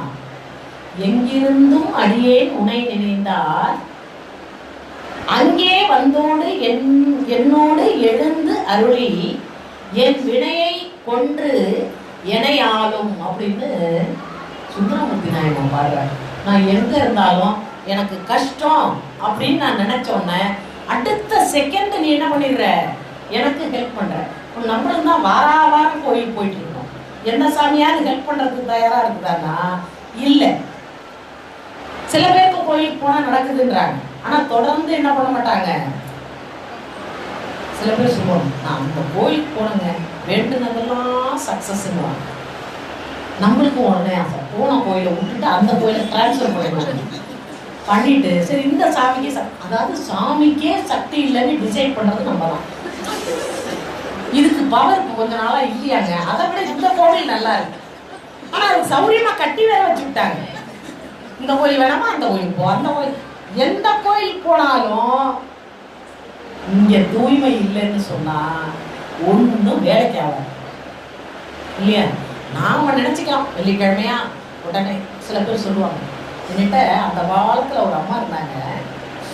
என் ஃப்ரெண்டு, என்னோட மண்டலத்தில் இருக்கிற சகோதரியோட மாமியார். அவங்க வந்து சொல்லியிருப்பான்னு நினைக்கிறேன் யூடியூப்ல. ஒரு நாள் மண்டலத்துக்கு சாயந்தரம் 6 மணிக்கு போனேன். கதவு பூட்டி இருந்துச்சு. அந்த திறக்கிறதுக்கு பொறுப்பாசிரியர் அந்த சகோதரி வரல. அப்போ இந்த அம்மா வந்து அவங்க கொஞ்சம் முன்னாடியே வந்துடுவாங்க, நடக்க முடியாது. அதனால வந்து அவங்க உட்காந்துருந்தாங்க. அப்போ அப்படியே பேசிக்கிட்டு இருக்கும்போது, அம்மா என்ன பிரம்மஞானத்துக்கு போறீங்களா? அவங்க பிரம்மஞானத்துக்கு போகிறதுக்கு ரெடியாக இருந்தாங்க. அவங்க வயசு ரொம்ப முடியாது அவங்களால. ஆனால் அவங்களையே அள்ளி போட்டு நான் வால்பாறை வரைக்கும் கூட்டிகிட்டு போயிட்டு வந்துட்டேன். அது வேற விஷயம், சரிங்களா? அப்போ அந்த அம்மா சொன்னாங்க, ஆமாண்டா வந்து போலாம் தாண்டா இருந்தேன், இப்போ வந்து சாமி கும்பிட வேலை இருக்குண்ணா. என்ன சாமின்னு கேட்டேன். சொன்னேன், இல்லைப்பா அவங்களுக்கு 6 வயசோ 7 வயசோ ஒரு பொண்ணு இறந்து போச்சு. அந்த பொண்ணுக்கு வந்து ஒரு 25 வருஷமா இது சாமி கும்பிட்டுருக்காங்க, படையல் போடுறது. அவனே சொன்னேன், யாருக்கு சாமி கும்பிட்டு? அப்பா பாப்பா வந்து உங்களையெல்லாம் ஒரு வேதாத்திரி மகிழ்ச்சி இல்லை, 100 வேதாத்திரி மகிழ்ச்சினாலும் திருத்தவே முடியாது. பிரம்மஞானத்துக்கு போகிறதுக்கு முன்னாடி என்ன விளக்கம் கேட்டீங்க? பிறப்புக்கு முன்னும் இறப்புக்கு பின்னும் விளக்கம் கேட்டீங்க. 6 வயசு 12 வயசு குழந்தை வரைக்கும் அந்த ஆன்மா திரும்ப பெற்றோர்களோட இணைஞ்சிருன்ற விளக்கம் அவ்வளோ தெளிவாக சொல்லியாச்சு. இப்போ நீங்கள் உட்காந்து சாமி கும்பிட்டு நான் பிரம்மஞானத்துக்கே போக மாட்டேன்றீங்க. எந்த பிறவியில் நீங்கள் எல்லாம் தேர போறீங்கன்னு தெரியல. போகுமா என்ன அறியாமல் வந்துருச்சு வேகம். அடுத்த நிமிஷம் இல்லை நான் ஆவியாக போயிட்டு வந்துடுறேன் அப்படின்னாங்க. அந்த பயம். அப்போ எந்த ஒன்றையும் சும்மா கேட்டுட்டு இருக்கக்கூடாது. அதில் துணிச்சலா ஒன்று பண்ணாலாம். இப்போ எங்கள் ஐயாவுக்கே நான் எதுவுமே செய்யறது, அவர் என்னோட இருக்கார். அவெல்லாம் இந்த படத்துக்கு மாலை போடுறது, பூஜை பண்ணுறதா. உங்கள் அம்மா அதுக்குன்னு அமாவாசைக்கு கூட சாமி கும்பிட மாட்டாங்க. அவங்க என்னைக்குமே அமாவாசைக்கு சாமி கும்பிட மாட்டாங்கன்னு சொல்லுவாங்க. யார் கேட்குறாங்களோ அவங்க. எனக்கு தெரியும் விளக்கம். எல்லாமே விளக்கம் தெரிஞ்சதுக்கப்புறம் அந்த தைரியம், அந்த தெளிவு நமக்கு ஒரு இன்னும் உட்காந்துட்டு. அதெல்லாம் எதுக்காக சொல்கிறேன்னா, பக்தி மார்க்கத்தில் நல்ல விஷயங்களை சொன்னாங்க. ஆனால் அன்னைக்கு அது வியாபாரமாக போயிட்டு இருக்குங்கிறது தான் சத்தியமான உண்மை. எல்லாமே வியாபாரமாக போயிட்டு இருக்கு இல்லையா? என் ஃப்ரெண்டு வந்தாங்க, அம்மா நான் திதி நாளைக்கு எங்கள் மாமனாருக்கு திதி வர முடியாது. க்ளோஸ் ஃப்ரெண்டு, அவங்களும் பேராசிரியர் தான். அப்படியே பாசம். போன வருஷம் கொடுத்தீங்களா? அடுத்த வருஷம் கொடுப்பீங்களா? கொடுப்போம். எதுக்கு கொடுக்குறீங்க திதி? சொர்க்கத்துக்கு அனுப்பு. அப்போ போன வருஷமும் போகல, இந்த வருஷமும் போகல, அடுத்த வருஷம் போகவும் இல்லை. ஆனால் நீங்கள் கொடுத்துக்கிட்டே இருப்பீங்க. யோசிங்கப்பா, இதெல்லாம் என்னன்னு எனக்கு உண்மையிலே புரியல. ஏன்னா வாழும் காலத்துல எத்தனையோ பிச்சைக்காரவங்க இருக்கிறாங்க, எத்தனையோ அனாதைங்க இருக்காங்க. அவங்களுக்குலாம் யார் கொடுத்துட்டு இருக்கா? சொர்க்கத்துக்கு ஏற்றி விட்டுட்டு இருக்கா? வாழும் காலத்துல இந்த உயிர் உடம்புல இருக்கும் பொழுது தன் மூலமான மெய்ப்பொருளை பற்றி சிந்திக்கணும். அதை எப்படி அடையிறதுங்கிறத யோசிக்கணும். என்னுடைய வாழ்க்கையை எப்படி நான் தூய்மையா மாத்திக்கணும்னு நினைக்கணும். மகர்ஷி அழகா எழுதுறாரு, ஆன்ம நிலையை அறிவதனால் பயன் என்ன என்றால் அவரவர்கள் வாழ்க்கையிலே அனுபவிக்கும் இன்பம் துன்பம் ஏன் எதனால் வந்ததென்று எளிதாக விளங்கிவிடும். உண்மையான ஆன்மீகம் என்பது என்னன்னா, எனக்கு வாழ்க்கையில ஏன் இவ்வளவு பிரச்சனை, எதனால நான் இவ்வளவு கஷ்டப்படுறேன், நான் என்ன முயற்சி பண்ணாலும் ஏன் என்னால மேல வர முடியல, அப்ப நான் என்கிட்ட எது தடைக்கல்லா இருக்கு அப்படிங்கிறத தெரிஞ்சுக்காம நீ ஈஸியா போய் கோயில்ல போய் வழிபாடு பண்றதுனால ஏதாவது ஒண்ணு மாறுமானா? நச்சுன்னு நடுமண்டையில் அடிப்பார். நாரும் மீனை நன்னீரால் நன்கு கழுவினும் நாற்றம் போகுமோ கேட்குறாரு. அந்த காலத்துல நாங்களாம் தான் சுத்த அசைவம் கொடுப்போம். சீலா மீன், கொடுவா மீன், வஞ்சவன மீன், பாறை மீன், உருவ மீன், ஒரு மீன் வகையில எத்தனை மீன் இருக்குன்னு இந்த வடிவேல் படத்துல எல்லா மீனும் இருக்குன்னு, ஜாமீன் தான் இல்லைன்னு வரல. அது மாதிரி எல்லா மீனும் எங்களுக்கு தெரியும் அத்துப்படி. ஆனா எத்தனை மீன் சுத்தமான மீனா இருந்தாலும், எத்தனை தான் நீங்க கழுவுனாலும் அந்த மீன்ல உள்ள நாத்தம் போகுமானா? போகவே போகாது. என்னதான் அக்வாஃபினா வாட்டர் போட்டு கழுவுனாலும் மீன்ல உள்ள நாத்தம் போகாது. அதுபோல கூறும் வினை பல நதி நன்னீர் ஆடினாலும் கொண்ட வினை போகாதென்று ஆடுவாங்கன்னு எழுதுறேன். நான் அங்க போய் குளிக்கிறேன், இங்க போய் குளிக்கிறேன், அங்க போய் முழுகுனேன், இங்க போய் முழுகுனேன், அபிஷேகம் பண்ணேன், ஆராதனை பண்ணேன், ஒண்ணுமே வேலைக்கு ஆகாது. கோவிலுக்கு போனா கோவில் என்பது ஒரு மிகப்பெரிய ஆற்றல் களம். முதல்ல தெரிஞ்சுக்கணும். சரி, அந்த ஆற்றல் களம்னு சொல்லக்கூடிய கோவில ஆலயத்தை உருவாக்குனது யாருங்க? நான் அதுக்கு உதாரணம் இதுதான் சொல்றேங்க. தஞ்சாவூர் பெரிய கோயில் தான் எனக்கு ரொம்ப பிடிக்கும் உதாரணம் சொல்றது. ஏன்னா தஞ்சாவூர் லிங்கம் எவ்வளவு பெருசுங்க? சிவலிங்கம் உயரம் 17 அடி, 16லேருந்து 17 அடி. எனக்கு தான் ஞாபகம் சொன்னது. அதுக்கு மேலே கீழே இருக்கிற பீடம் எல்லாத்தையும் சேர்த்தீங்கன்னா இன்னும் உயரம். இப்போ ஒரு சிற்பி தானே அதை பண்ணார். இந்த சிவலிங்கத்தை யார் பண்ணா? நான் கூட நினச்சிக்குவேன், இதை உள்ளே வச்சு செஞ்சுட்டு கொண்டு போயெல்லாம் உள்ளே நிச்சயமாக வைக்க முடியாது அந்த சிவலிங்கம், இல்லையா? சிவலிங்கத்தை ஃபஸ்ட்டு கரெக்டாக அதுக்கு உண்டானதை பண்ணிவிட்டு அதுக்கப்புறம் தான் கோவிலெல்லாம் ஆலயங்கள் சுற்றி டெவலப் பண்ணியிருப்பாங்க. அப்படி தானே அந்த கோயிலை கட்டிக்க முடியும். இப்போ அது ஒரு வித்தியாசம். மற்ற கோயிலெல்லாம் அப்படி கிடையாது, இல்லையா? அப்போது அந்த 16 அடி 17 அடியை ஒருத்தர் ஒரு சிற்பி பண்ணணும்னா ஒருத்தரால் பண்ணுறது கஷ்டம். அவருக்கு சீடர்கள் இருந்திருப்பாங்க. இப்போ எல்லாம் அது மேலே ஏறி நிற்காம அதை செதுக்க முடியுமா? யோசிங்க. நாங்கள் நாத்திகம்லாம் பேசலை, அறிவை கொண்டு யோசித்து பார்க்கணும். சொல்லால் மட்டும் நம்பாதே, சுயமாய் சிந்தித்தே தெளிவார். அப்போ எத்தனை பேர் அது மேலே ஏறி நின்று இருப்பாங்க? இன்னைக்கு போய் ஏறி நிற்க முடியுமா? ஏன்? கல்லா இருந்தது இப்போ என்னவா மாறி போச்சு? உருப்படும் கல்லும் செம்பும் உண்மையில் தெய்வம் என்றே மறுப்புனை மலரை மூட்டி மணியாட்டி தீபம் காட்டி விருப்பமுற்று அலைந்தாய் நீதான் அந்த வினை மயல் போக்கி உன்னுள் இருப்பவர் நாகை நாத இணையடி அறிவாய் நெஞ்சேன்னு கணபதிதாசர் எழுதுவார். ஒரு கல்லா இருந்தது, இப்போ அது என்னவா மாறி போச்சுங்க? தெய்வமா மாறி போச்சு. அந்த கல்லுக்குள்ள இருந்த தெய்வத்தை வெளியில கொண்டு வந்தது யாரு? மனிதனுடைய அறிவு, இல்லையா? அந்த அந்த கல்லுக்கு தெய்வத்தினுடைய அந்த சக்தியை ஊட்டுனது யாருங்க? மந்திரத்தின் மூலமாக மனுஷன், இல்லையா? இது யாருக்காக அதை செஞ்சாங்க? மனித குலத்துக்காக. அறிவிலே உயர்ந்த மனிதன் அதை தெய்வமா மாத்தினான். அந்த இடத்துல தெய்வமா மாத்தினதுக்கு ஒரு எனர்ஜியை நான் அங்க ஃபோக்கஸ் பண்ணியிருக்கேன்னு சொன்னா அந்த காலத்து மக்களுக்கு அதை இந்த இடத்துல ஒரு ஆற்றல் இருக்கு அப்படின்னு சொன்னா அறிந்து கொள்ள கூடிய அறிவு நிலை இல்லை. அப்ப என்ன பண்ணாங்க? அதுக்கு ஒரு உருவத்தை கொடுத்தாங்க, வடிவத்தை கொடுத்தாங்க. அதனால எந்த ஒண்ணுமே என்ன கிடையாதுங்க, தவறு கிடையாது. ஆனா இன்னைக்கு போய் நம்மளால அந்த சிவலிங்கத்தை தொட முடியுமா? நம்மளால சைட்ல ஏணி வச்சுதான் அபிஷேகம் பண்றாங்க, இல்லையா? அப்ப நந்திக்கும் அது மாதிரிதான் ஏணி வச்சுதான் அங்க அபிஷேகம் பண்றாங்க. அப்ப அது எப்படி தெய்வமா மாறுச்சுங்க? அங்கே தெய்வம் என்ற ஒரு ஆற்றலை என்ன பண்ணிட்டாங்க? ஃபோக்கஸ் பண்ணி வச்சுட்டாங்க, இல்லையா? அதனாலதான் மகரிஷி சொல்றாரு, தெய்வம் என்பது எங்கும் இருக்கிறது என்றாலும் அதை மனிதன் ஒருமுகப்படுத்தி உணர்வதற்கான ஒரு வழிபாட்டு முறை தான் எதுங்க? ஆலயம் அப்படின்னு வச்சாங்க. அப்ப இத்தனை ஆலயங்கள் இருக்கு, இல்லையா? இப்போ 63 நாயன்மார்களை எடுத்து பார்த்தீங்கன்னா அவங்க அத்தனை சிவன் கோயிலுக்கும் போய் பாடியிருக்கிறாங்க. ஒவ்வொரு கோயிலையும் பற்றி அந்த இறைவனுடைய பெருமையெல்லாம் எல்லாம் பாடினாங்க. ஆனால் இருக்கிறது எத்தனை தெய்வங்க? ஒரே தெய்வம் தான், இல்லையா?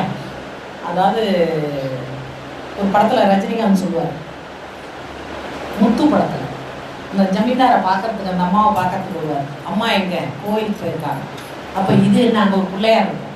இப்போ இது என்ன அப்படின்னு கேட்பாரு. இப்போ அங்கே போய் சாமி கூட போயிருக்காங்கன்னா இப்போ இங்கே இருக்கிறது என்ன, இல்லையா? இப்போ இதை தான் நம்ம யோசிக்கணும். கோவிலில் போய் நாம இறைவனை வணங்குறது தவறே கிடையாது. அதை எத்தனை வயசு வரைக்கும் மகர்ஷி சொல்றாங்க?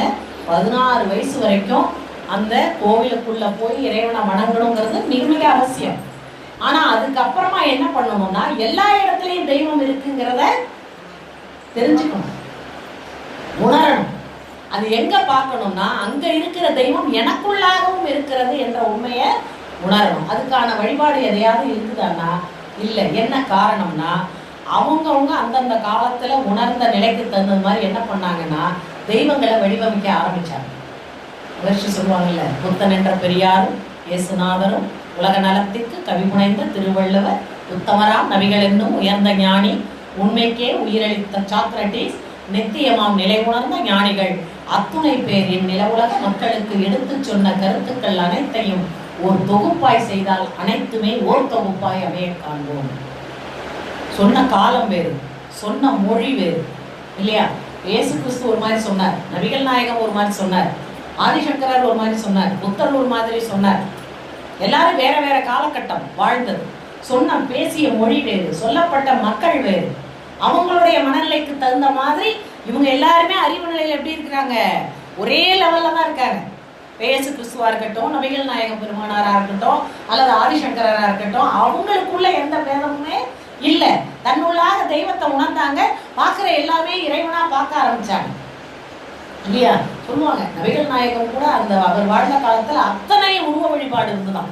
எத்தனையோ ஆயிரம் சிலைகளை வச்சு வணங்கி இருக்கும் போது அங்கேயாவது இவர் போய் இறைவனுக்கு உருவம் இல்லை அப்படின்னா விட்டுட்டு தேடுவாங்க அவரை.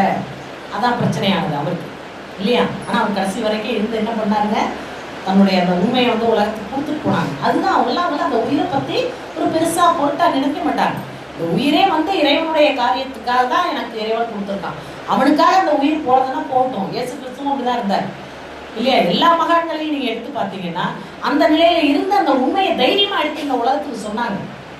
ஆனா என்ன ஆயிடுச்சு, இப்ப அதை எல்லாருமே அவங்கவுங்க ஒரு எல்லை கட்டிட்டு மதமாக சமயமாக பிரிச்சுக்கிட்டாங்க. அப்போ அங்க என்ன ஆயிடுச்சு, சாமியும் பிரிஞ்சு போச்சு. அதான் பிரச்சனை. ஆனா எல்லாமே என்னங்க, பரம்பொருள் தெய்வம் ஒண்ணுதான். அதை எப்படி வேணாலும் வணங்கலாம். அது அல்லாதவங்க வேணாலும் வணங்கலாம், பரமபிதான் வேணாலும் வணங்கலாம், அல்லது சிவனா வேணாலும் வணங்கலாம், மாரியம்மனா வேணாலும் வணங்கலாம், எதை வேணாலும் வணங்கலாம். அதெல்லாம் அவங்கவுங்களுக்கு இருக்கக்கூடிய விருப்பம், யாருக்கு எது பிடிக்குதோ அது மாதிரி வணங்கிக்கலாம். ஆனா நம்ம என்ன பண்ணிட்டோம், மனித குலத்துல அதுவே ஒரு பிரச்சனையா வந்துருச்சு பாருங்க. அந்த இறை வழிபாடுங்கிறதே ஒரு பிரச்சனையா வந்ததுக்கு அப்புறம் தான் அந்த மகான்களே இன்னைக்கு இருந்துட்டா உண்மையிலே மனசு நொந்துதான் போயிருப்பாங்க அவங்க எல்லாம் இல்லையா. சொல்ல வந்த கருத்து ஒண்ணுதான், உலக மக்கள் நல்லா இருக்கணும், சந்தோஷமா இருக்கணும், அமைதியா இருக்கணும், இந்த வாழ்வினுடைய நோக்கத்தை தெரிஞ்சுக்கணும், தன் மூலமான இறைவனை பற்றி புரிந்து கொள்ளணும். அதுக்காக அவங்க ஏற்படுத்தினதுதான் இந்த வழிபாட்டு முறைகள் எல்லாமே. ஆனா நாம என்ன பண்ணிட்டோங்க, இந்த மாதிரிதான் செய்யணும் அப்படின்னு சொல்லிட்டு அவங்கவுங்க. நான் பாக்குறேங்க பல ஆலயங்களுக்கு போகும்போது எனக்கெல்லாம் கொஞ்சம் மனசே கஷ்டமா இருக்கும். சில இடங்கள்லாம் நான் சொன்ன பாருங்க, காசியிலே எல்லாரும் வாங்கிட்டு போய் ஊத்துனாங்க. கடைசியில நான் நினைச்சு பார்த்தேன், அங்க கோவில் போய் நான் விஸ்வநாத சன்னதியில நிற்கும் போது யாரோ ஒரு அம்மா வந்து என் கையில மோரம் கொடுத்தாங்க. அம்மா நான் நீங்க ஊத்துமா, இல்லை நீங்க தான் ஊத்துருங்க. அப்பதான் நான் நினைச்சேன், ஏன் நான் வாங்க மாட்டேன்றதுனால என் கையில கொடுத்து இறைவன் இதை ஊத்த சொல்றாங்க. அதையும் அவங்க வாங்கி அப்படி வச்சுட்டு தான் போனாங்க. ஆனா மறுநாள் பார்த்தீங்கன்னா அந்த கோயிலுக்குள்ள நடராத்திரி அந்த பூஜை அந்த நடக்கும் போது அப்போ நான் போனேங்க. 5 பேருக்கு மட்டும் பர்மிஷன் வாங்கி, ஸ்பெஷல் பர்மிஷன் வாங்கி நல்லா உட்காந்து பூஜையெல்லாம் பார்த்ததுக்கப்புறம் விஸ்வநாதரை தொட்டு கும்பிடலாங்க. அப்படி ஒரு எனர்ஜிங்க, அதெல்லாம் சும்மா வைக்கல. அந்த இடத்துல ஒரு ஏதோ ஒரு ஆற்றல் இருக்கு. ஒரு சகோதரியை ட்ரெயினில் பார்த்தேன். அவங்க சொன்னாங்க, அவங்க இஸ்லாமிய சகோதரி சொன்னாங்க, அவங்க வந்து மெக்கா மதினாலாம் போயிட்டு வந்தாங்க. என் பக்கத்தில் உட்காந்தாங்க. நான் சொன்னேன், உங்களை பார்த்ததே ஒரு பெரிய புண்ணியமா, அந்த தண்ணியெல்லாம் எடுத்துருந்தாங்க. அப்போ அவங்க சொன்னாங்க, சில விஷயம்லாம் அங்கே ஆச்சரியமாக இருக்குமா. ஒரு ஏதோ கார் அப்படி ஒரு இடத்துல வந்து அப்படி ஸ்லோப்பில் இறங்க மதினால ஏதோ சொன்னாங்க. போனால் அந்த கார் அப்படியே மேலே போகும், தண்ணியை கீழே ஊற்றினா தண்ணி மேலே போகும். இதெல்லாம் வந்து பூமியினுடைய ஒரு ஆற்றல் மிகுந்த இடத்துல இது மாதிரி சில விஷயங்கள் இயற்கைக்கு மாறாக. தண்ணி ஊற்றுனா கீழே பள்ளத்தை நோக்கி தான் போகணும், ஆனால் மேலே வருதுங்க. அந்த இடத்துல ஏதோ ஒரு தெய்வ சக்தி இருக்குங்கிறத உணர முடிஞ்சது. அப்போது நபிகள் நாயகம் அந்த இடத்துல இருந்தார் அப்படின்னு சொன்னால் அந்த இடத்துல எவ்வளோ பெரிய ஒரு எனர்ஜி அந்த இடத்துல இருக்கும் அப்படின்னு சொல்லிட்டு நான் சொன்னேன். அப்போ அவங்க சொன்னாங்க, ரொம்ப இதுவாக பேசிக்கிட்டே வந்தாங்க அந்த அனுபவங்கள் எல்லாம். அப்போ எனக்கு என்னென்ன பொறுத்தளவில் காசியாக இருக்கட்டும் அல்லது மக்கா மதீனாவாக இருக்கட்டும், எதா இருந்தாலும் அந்த இடம் வந்து ஒரு புனிதமான ஒரு இடமா மட்டும்தான் நம்மளால பார்க்க முடியுது. தவிர அதை தாண்டி என்னாலெல்லாம் வேற மாதிரி எதையுமே பார்க்க முடியுது. அப்போ அது மாதிரி தொட்டு கும்பிட்டு நிறுத்தோன்னா ஒரு மாலை வந்து என் கழுத்தில் விழுந்தது. எல்லாரும் உடனே சொன்னாங்க, என் கூட ஒன்றும் அம்மா எங்கள் கழுத்துலலாம் விழுவுல, உங்கள் கழுத்து நான் அதுதான் ஒன்றுமே வாங்கிட்டு போகாது, அதனாலதான் அவர் எனக்கு மாலை போட்டார் அப்படின்னு நான் வேடிக்கையாக கூட சொன்னேன்னு வச்சுங்களேன். அப்போ இறைவன் வந்து நம்மகிட்ட எதிர்பார்க்கறது அந்த தூய்மை. நான் எந்த கோயிலுக்கு போனாலும் எல்லாரும் நல்லா இருக்கும். சின்ன குழந்தையிலேருந்தே எனக்கு பழக்கம், எல்லாரும் நல்லா இருக்கும். அதை விட என்ன யோசிப்பேன்னா, சில பேர் ரொம்ப வருத்தமாலாம் நின்று சாமி கும்பிட்டு இருந்தாங்கன்னா உங்களுக்கு என்ன பிரச்சனையும் எனக்கு தெரியாது, அவங்க பிரச்சனை எதாக இருந்தாலும் சரி பண்ணும். உன்னை நம்பிக்கை வந்துட்டாங்கல்ல, இப்போ நீ சரிப்படுத்து. சின்ன குழந்தையிலேருந்தே எனக்கு இந்த மாதிரி ஒரு எண்ணம் மனசில் வந்து, ஆனால் அந்த மாதிரி ஏதோ ஒன்று ரெண்டு நமக்கே தெரியாமல் இருக்கிற ஒரு நல்ல குணம் இருக்குன்னு தெரிஞ்சுதான் இவர் உள்ள வச்சிருக்காரு, இல்லைன்னா சின்ன பிடிச்சி வெளியே போக்குவார். அப்போ நம்முடைய எண்ணம் தூய்மையா இருக்கணும், எல்லாரும் நல்லா இருக்கணும். கோயில போய் நானே நல்லா இருக்கணும், என் குடும்பத்தை மட்டும் பார்த்துட்டு உனக்கு என்ன வேணுமோ நான் செய்யறேன், இப்படிலாம் வேண்டணும்னா நம்ம ஏரியா பக்கமே இறைவன் வரமாட்டோம். இந்த சுயநலம் என்ற ஒன்று இருந்துச்சுன்னாங்க இறைவன் வந்து என்னைக்குமே வர்றதுக்கு வாய்ப்பே கிடையாது. இறைவனுடைய தன்மை என்னன்னா அன்பு கருணை தான். அப்ப கோவில்ல கூட பாத்தீங்கன்னா சில பேர் பாத்தீங்கன்னா என்னமோ கோயிலை இவங்களே குத்தகை எடுத்த மாதிரியே ஒரு அபிஷேக ஆராதனை நடந்துச்சுன்னா தானே உட்கார்ந்துட்டு அப்படியே அசையாம யாருக்குமே வழி விட மாட்டாங்க. ஆனா நான்லாம் ஒரு நாள் கூட அப்படி இருந்தது. நான் நின்றுட்டு இருந்தாலும் அந்த தீபாராதனை பார்த்த அடுத்த செகண்ட் நான் நவுந்துட்டு நீங்களாம் போய் பாருங்கப்பா அப்படின்னு நான் சொல்லுவேன். சின்ன வயசுலேருந்தே எனக்கு இந்த பழக்கம்லாம் உண்டு. ஆனால் இப்போ கூட நான் பார்க்குறேங்க நிறையா பேருக்கு அந்த மன விரிவே இல்லை. நீங்கள் பாருங்க, நீங்கள் செய்யுங்க, நம்ம பார்த்தோம், அவங்க பார்க்கணும். ஒரு கோவிலுக்குள்ளேயே இந்த ஒரு எல்லை கட்டிய மனநிலை இருந்துச்சுன்னா எப்படிப்பா இதெல்லாம் வந்து இறைவனுக்கு ஏற்புடைய ஒன்றாக இருக்கிறதுக்கு வாய்ப்பே கிடையாது இல்லையா? பக்தின்னு நீங்கள் சாதாரணமாக எடுத்துறாங்க. இப்போ நம்ம நல்லா எடுத்து பாருங்க, பக்தின்னு எடுத்துக்கிட்டோமா உச்சக்கட்டத்தில் சில பேர்லாம் எடுத்துருக்குறாங்க. உள்ளக்கறியை சமைச்சு கொடுத்தாரு யாருங்க? உண்மையிலே சமைச்சு கொடுத்தாரான்னு தெரியாது. ஆனால் அது ஒரு உண்மையாக இருக்கிறதுனால தான் சேக்கிழார் அதை எழுதியிருக்கிறார். இதெல்லாம் எதனால் நடக்குது அப்படின்னு பார்த்தீங்கன்னா, இப்போ சேக்கிழார் நாயனார் வந்து ரொம்ப அற்புதமான ஒரு ரொம்ப கஷ்டப்பட்டு தான் அந்த 63 பேரோட வரலாறையும் அவர் கலெக்ட் பண்ணியிருக்கார். அப்போ வந்து அகோரியா வரார். நான் அப்போ தான் கேட்டேன், அது அப்பயே எனக்கு ஒரு டவுட், இது என்ன சிவபெருமான் வந்து தெய்வம் அப்படின்னு சொன்னால் எதுக்காக வந்து உன் பிள்ளைய வெட்டி எனக்கு சமைச்சு கொடுன்னு கேட்க முடியுமா அப்படின்னா, அப்போ அந்த என்ன கதை சொல்கிறாங்கன்னா, இதெல்லாம் கதைகள் சொல்லப்பட்டது எதுக்குன்னா எல்லாமே முக்காவாசி கற்பனை தான், எதுவுமே முழுமையான உண்மைன்னு சொல்ல முடியாது. ஆனால் அதை ஏன் அவங்க அந்த கற்பனை கலந்து நமக்கு சொன்னாங்கன்னா அந்த இடத்துல ஒரு கருத்தை சொல்ல வர. இப்போ சிறுதொண்ட நாயனாரோட அவருடைய பையனைய வெட்டி எனக்கு சமைச்சு கொடுன்னு சொல்லிட்டு போறாரு. அப்படி வர்ற அந்த சிவபெருமான் யாருன்னா அகோரின்றாங்க. அகோரிகள் என்ன சாப்பிடுவாங்க? பணம் தான் சாப்பிடுவாங்க. அகோரிகள் வந்து பணம் தான், மனித உடலை தான் சாப்பிடுவாங்க. இன்னைக்கு காசியில சுடுகாட்டில் சாப்பிட்றவங்களாம் நிறைய பேர் இருக்காங்க. அப்போ வந்து அகோரியா வந்து கேட்குறாரு, அது என்ன, அதை அந்த பிள்ளைய தலையை யார் பிடிச்சிக்கணும்? அம்மா பிடிச்சிக்கணுமா? அழுவக்கூடாது, கண்ணில் ஒரு சொட்டு தண்ணி வரக்கூடாது, வராம வெட்டி சமைக்கணும் அப்படின்னு 2 பேரும் சமைச்சு வச்சுட்டாங்க. வராரு, வந்து உட்கார்ந்தோடனே அந்த ஒரு வேலைக்காரி யோசிச்சிச்சு, இந்த ஆள் இவ்வளவு மோசமானவன் கொடூரமானவனா இருக்கான், அவன் தலைக்கறி கேட்டாலும் கேட்பான், இவங்க உடம்ப தான் சமைச்சிருக்காங்கன்னா அது தலைக்கறியை தனியாக சமைச்சு வச்சுருந்தான், அது எவ்வளோ யோசனை பண்ணியிருப்பாரு. அங்கேன்னு வந்தோன்னா தலைக்கறி தான் வேணும், இவன் இந்த மாதிரி கேட்பான்னு தெரியும், அதனால தான் நான் சமைச்சு வச்சிருக்கேன்னா அந்த மாதிரி கொடுக்குதுன்னு கதையில் சொல்லுவாங்க. அப்போது அந்த அந்த உணவை பார்த்து அது ஏன் அந்த மாதிரி வந்து இறைவன் கேட்டான் அப்படின்னா, அங்கே வந்து உள்ள இருக்கிறது என்னங்க, செயல் விளைவு தத்துவம். ஒரு உயிரோட மதிப்பு அவனுக்கு அந்த சிறுதொண்ட நாயனாருக்கு தெரிய வைக்கணும்னு தான் இறைவன் அப்படி வந்து கேட்குறான்னு கதை சொல்கிறாங்க. எப்படின்னா, அவர் வந்து என்னவா இருக்காருங்க, படைத்தலைவராக இருக்கார் ஒரு மன்னர்கிட்ட. அவர் வந்து இந்த மாதிரி சைவ சமயத்தை தழுவ போகும்போது அப்போ என்ன சொல்கிறாங்கன்னா, அந்த மன்னர் சொல்கிறாரு, இந்த ஒரு போரை மட்டும் முடிச்சுட்டு நீ போ, அதுக்கப்புறம் நான் உன்னை தொந்தரவு பண்ணல. அத்தனை பேரை வெட்டிட்டு தான் ஜெயிச்சு இவர் அதுக்கப்புறம் இந்த சைவ சமயத்தை தழுவுறார். யார் யாரையோ வெட்டும் போதெல்லாம் நீ நல்லா வெட்டுனியே, அது மாதிரி தான் நான் உன் பிள்ளைய நான் வெட்ட சொல்கிறேன் வான்னு இறைவன் ஒரு பாடத்தை அங்கே கொடுக்குறேன்.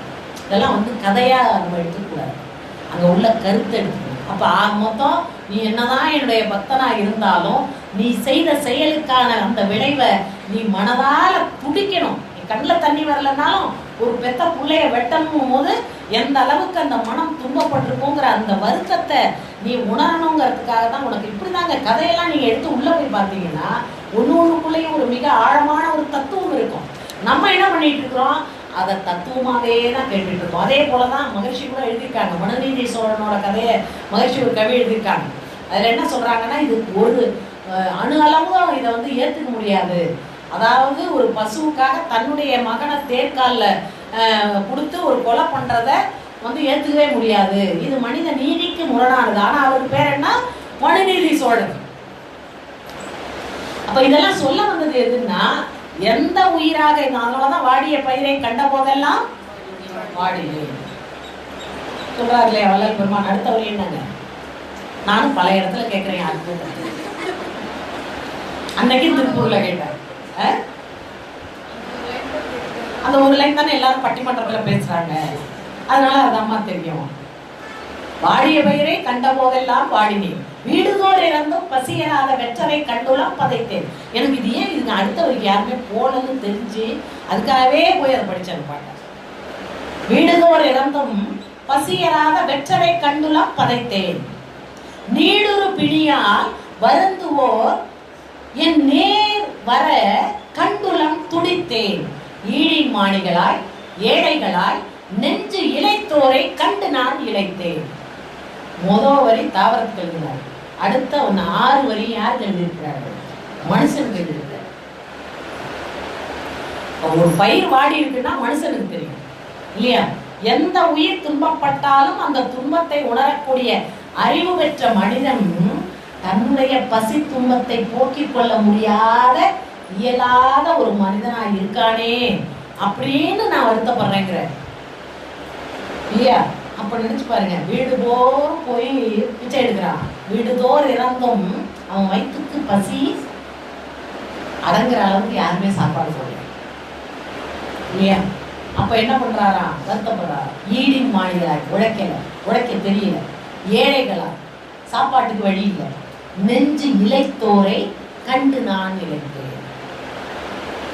நீடுரு பிணியால வருத்தப்படுறான், கஷ்டப்படுறான்.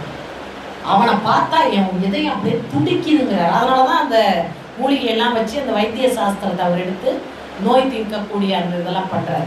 அதாவது ஒன்றும் பேச்சோட அவர் போயில்லை, ஏழை சாப்பாடுலாம் கஷ்டப்படுறான், அவனுக்கு என்ன கொடுத்தாரு? அன்னதானம் இன்னைக்கு நடந்துட்டு இல்லையா? செயல்படுத்திட்டாரு பாருங்க. இப்ப நம்மளாம் சொல்லுவோம், ஆனா நம்மளால செயல்படுத்த முடியாது. அதை செயல்படுத்துறதுக்குன்னு சில பேரால மட்டும்தான் முடியும். அப்படிப்பட்ட வள்ளல் பெருமானே ஃபர்ஸ்ட் எதுல இருந்திருக்காரு? முதல் ஞானத்தோட உச்சத்துல இருக்கிற வள்ளல் பெருமான். ஆனா ஆரம்பத்துல என்னவா இருக்கிறாருங்க? பக்தியில தான் இருக்காரு, பக்தி மார்க்கத்துல தான் இருக்காரு. நான் கூட சொல்லியிருப்பாங்க ஒரு இதுல சொல்லுவேன். இந்த கவியெல்லாம் எப்படிதான் எழுதினாருன்னு தெரியல. திருக்கண்ணாமங்கைன்னு ஒரு ஊர் இருக்கு திருவாரூர் பக்கத்துல, பெருமாள் கோயில் உள்ளதுலயே பெரிய பெருமாள் அதுதான். அந்த கோயில்ல ஒரு பாட்டு எழுதிருந்துச்சு. நான் போகும்போதெல்லாம் அந்த பாட்டெல்லாம் மனப்பாடம் பண்ணுவேன். அப்போ பார்த்தா உலகம் புறக்கும் பெருமாற்றன் உலகத்தும் பெயர்த்தும் அமர்ந்தருளி உகையடிக்கும் பேரின்ப உருவே எல்லாம் உடையாலே திலகஞ்செறி வாழ்வதற் கருவே தேனே கனிந்த சிறுங்கனியே தெவிட்டார் அன்பர் உள்ளத்துள்ளே தித்தி தொழுகுமோர் வெல்லமுதே மலகம் சுகத்தேர் கருளித்த வாழ்வே என் கண்மணியே என் வருத்தம் தவிர்க்க வரும் குருவாம் வடிவே ஞான மணி விளக்கே சலகம் தரம்போர் கருணை புரி தரங்கன் தருவே கண்ணமங்கை தாயே சரணம் சரணம் இது தருணம் கருணை புரிவாயேன்னு ஒரு பாட்டு. இந்த பாட்டை வள்ளல் பெருமான் எழுதியிருக்கார் இல்லையா? அதே போல முருகனை பார்த்து ஒரு பாட்டு எழுதியிருக்கிறார். அது மாதிரி நிறைய சிதம்பரம் நடராஜரை பத்தி நடராஜ மணி மாலைன்னு ஒரு 10 பாட்டு எழுதியிருக்காரு. இப்ப ஆரம்பத்துல எல்லாமே பார்த்தது பூரா புற வழிபாடு தான். இறைவனை ஃபர்ஸ்ட் என்ன பண்ணியிருக்கிறாங்க? எல்லா அடியார்களுமே அன்னமாச்சாரியா எடுத்துக்கிட்டீங்கன்னா பெருமாளை தான் உன்னுடைய முகம் அப்படி இருக்குது, உன்னுடைய மார்பு இப்படி இருக்குது, கிட்டத்தட்ட 16,000 36,000 ஸ்லோகங்கள் அவர் எழுதியிருக்கிறார் சமஸ்கிருதத்துல. அத்தனை விதமான பாடல்கள் எழுதினாலும் கடைசியா என்ன பாடுறாருங்க? பிரம்ம முகத்தே பர பிரம்ம முகத்தே படிவச்சுறார். எல்லாமே ஒண்ணுதான், ஒரே தெய்வம் தான். அதைதான் நம்ம என்னவா பார்த்துருக்குறோங்க? இத்தனையுமாக வழிபட்டு இருக்கிறேன், இத்தனை விதமாக நான் பார்த்ததெல்லாம் ஒரே ஒரு பிரம்மத்தை மட்டும்தான். அந்த பிரம்மம் எப்படி இருக்குதுன்னா, எப்படி இந்த கடல் ஒன்னே ஒண்ணுதான் அது மாதிரியோ, எப்படி ஆகாயம் ஒன்றோ, எப்படி எல்லா மனிதர்களுக்கும் உயிர் என்ற ஆற்றல் ஒன்றோ அந்த மாதிரிதான் இருக்கு அப்படின்னு சொல்லியிருக்காரு. அப்ப யாராக இருந்தாலும் முதல்ல இதுல போகணுங்க, பக்தியில போறது அப்படிங்கிறது சிறப்பு தான். ஆனா ராமகிருஷ்ண பரமஹம்சர் சொல்லுவாருங்க, வேடிக்கையா நான் அடிக்கடி எல்லா இடத்துலையும் சொல்றது கதை. அதாவது ஒரு அர்ச்சகர் ஒரு கோவில்ல, கிருஷ்ணன் கோவில்ல பூஜை பண்றாரு. பூஜை பண்ணி நல்ல அவருக்கு நல்ல பேரு, ரொம்ப அவர் பூஜை பண்ணாலே ஒரு நல்லா இருக்கும் அப்படின்னு அதுலேயும் ஒரு சில விஷயங்கள் இருக்குங்க. இப்போ திருவாரூர்ல கமலாம்பாள் சன்னதியில போய் பார்த்தீங்கன்னா நவசக்தி பீடத்துல அது ஒன்று. அதாவது ஆலயம்ங்கிறதுல அந்த கலைத்திறன் அப்படிங்கிறத விட அது எனர்ஜி அதிகமாக இருக்கிற இடம் அப்படிங்கிறத விட மந்திரங்கள் மூலமாக அங்கே ஒரு எனர்ஜியை ஃபீல் பண்ணி வச்சிருக்கிறாங்க. இப்போ ஒன்றுமே இல்லை. இப்போ நம்ம ஆழியார் அறிவு திருக்கோயிலில் மணிமண்டபத்தில் நம்ம போய் தவணும். எப்படி இருக்கு போய் உட்கார்ந்தோம்? இங்கே ஏதாவது சாமி இருக்கா? சூடம் தீபாவளி ஏதாவது இருக்குதா? ஒன்றும் கிடையாது. அந்த இடம் எப்படி இருக்குதுங்க? சரியான வைப்ரேஷன். போனோம்னா நமக்கு தாட்ஸ்லெஸ் அப்படின்ற ஒரு நிலைக்கு நம்மளால போக முடியும். அப்போ அதே போல இந்த ஒரு தன்மையை கொண்டு வர்றது தான் நம்ம முன்னோர்களோட ஆலயத்துக்குள்ள வரும் பொழுது அந்த மனம் வந்து அமைதியாகணும். இறைவனை நோக்கி நம்மளை மீறி ஒரு சக்தி இருக்குங்கிற அந்த ஒரு பணிவு, அந்த அடக்கம், அன்பு இதெல்லாம் வரணும் அப்படிங்கிறதுக்காகத்தான் ஆலயங்களை கொண்டு வந்துருக்காங்க.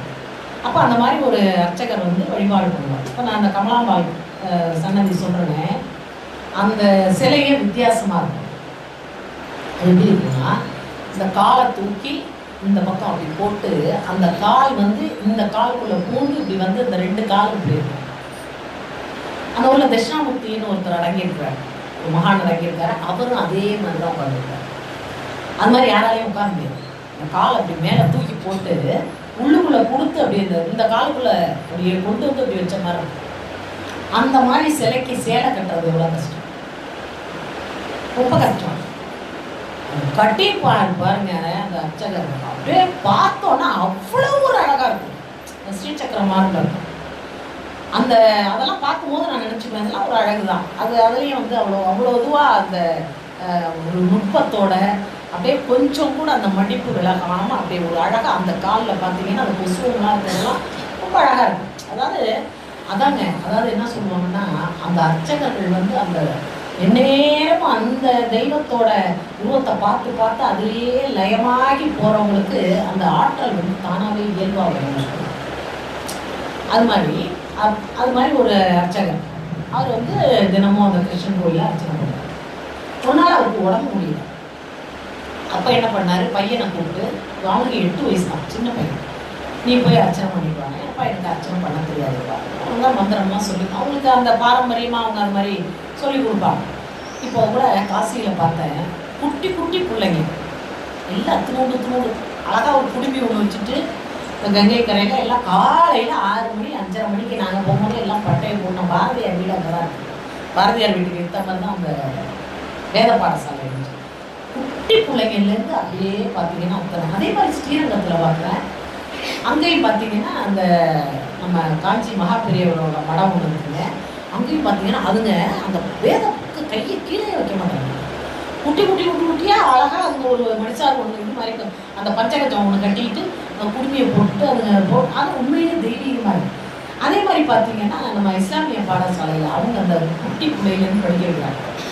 அது எனக்கு வந்து ரொம்ப பிடிக்குதுங்க. அவங்கவுங்க மதம் சார்ந்த இந்த குழந்தைகளை நல்வழிப்படுத்துறதுக்கு ஒரு விஷயம் பண்ணுறாங்க தெரியல. அதெல்லாம் வந்து பார்க்குறதுக்கே ரொம்ப அழகாக தான் இருக்குது. அது மாதிரி அவங்க அதெல்லாம் வேதத்தெல்லாம் சொல்லி கொடுத்துருக்கறதுனால நீ போய் அர்ச்சனை பண்ணுப்பா அப்படின்னு சொல்லிடுறேன். அதை பையன் போய் அர்ச்சனை பண்ணிவிட்டு முதல் நாள் அர்ச்சனை பண்ணிட்டு, என்னப்பா நல்லா பண்ணியாமா, நல்லா பண்ணப்பா, ஆனால் தேங்காய் சரியாகவே உடம்பு சின்ன பிள்ளை தானே தேங்காய் உடம்பு.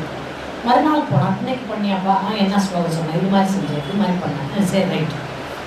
இன்னைக்கும் தேங்காய் சரியாகவே உடையலப்பா, எல்லாரும் சொல்கிறாப்பா இது மாதிரி ஏன் தேங்காய் சரியாக உடையும், நாளைக்கு நல்லா குளிர்ச்சி பிடிச்சி கூட அப்போ நல்லா உடைச்சிடும் அப்படின்னு மறுநாள் போயிட்டு வந்து இன்னைக்கு நான் அது மாதிரி தான்ப்பா நீ சொன்ன மாதிரியே தான்ப்பா உடைச்சேன். ஆனால் எப்படிப்பா உடைச்சேன், என் குடியே பிடிச்சிட்டு உடைச்சேன்ப்பா. இது ராமகிருஷ்ண பரமஹம்சர் வேடிக்கையாக சொல்லுவார். அதாவது குடுமையை பிடிச்சிட்டு உடனே அவர் பொதுவாக சொல்லிட்டார். ஆனால் தேங்காய் குடுமைன்னு சொல்லலை.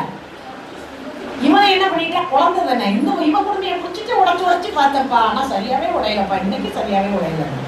அப்போதான் அவர் சொல்லுவார், அப்பா ஓ குடும்பி இல்லைப்பா தேங்காய் குடும்பி. இது போலத்தான் பக்தி இன்னைக்கு மாறி போச்சுன்னு ராமகிருஷ்ண பரமஹம்சரே சொல்றாரு.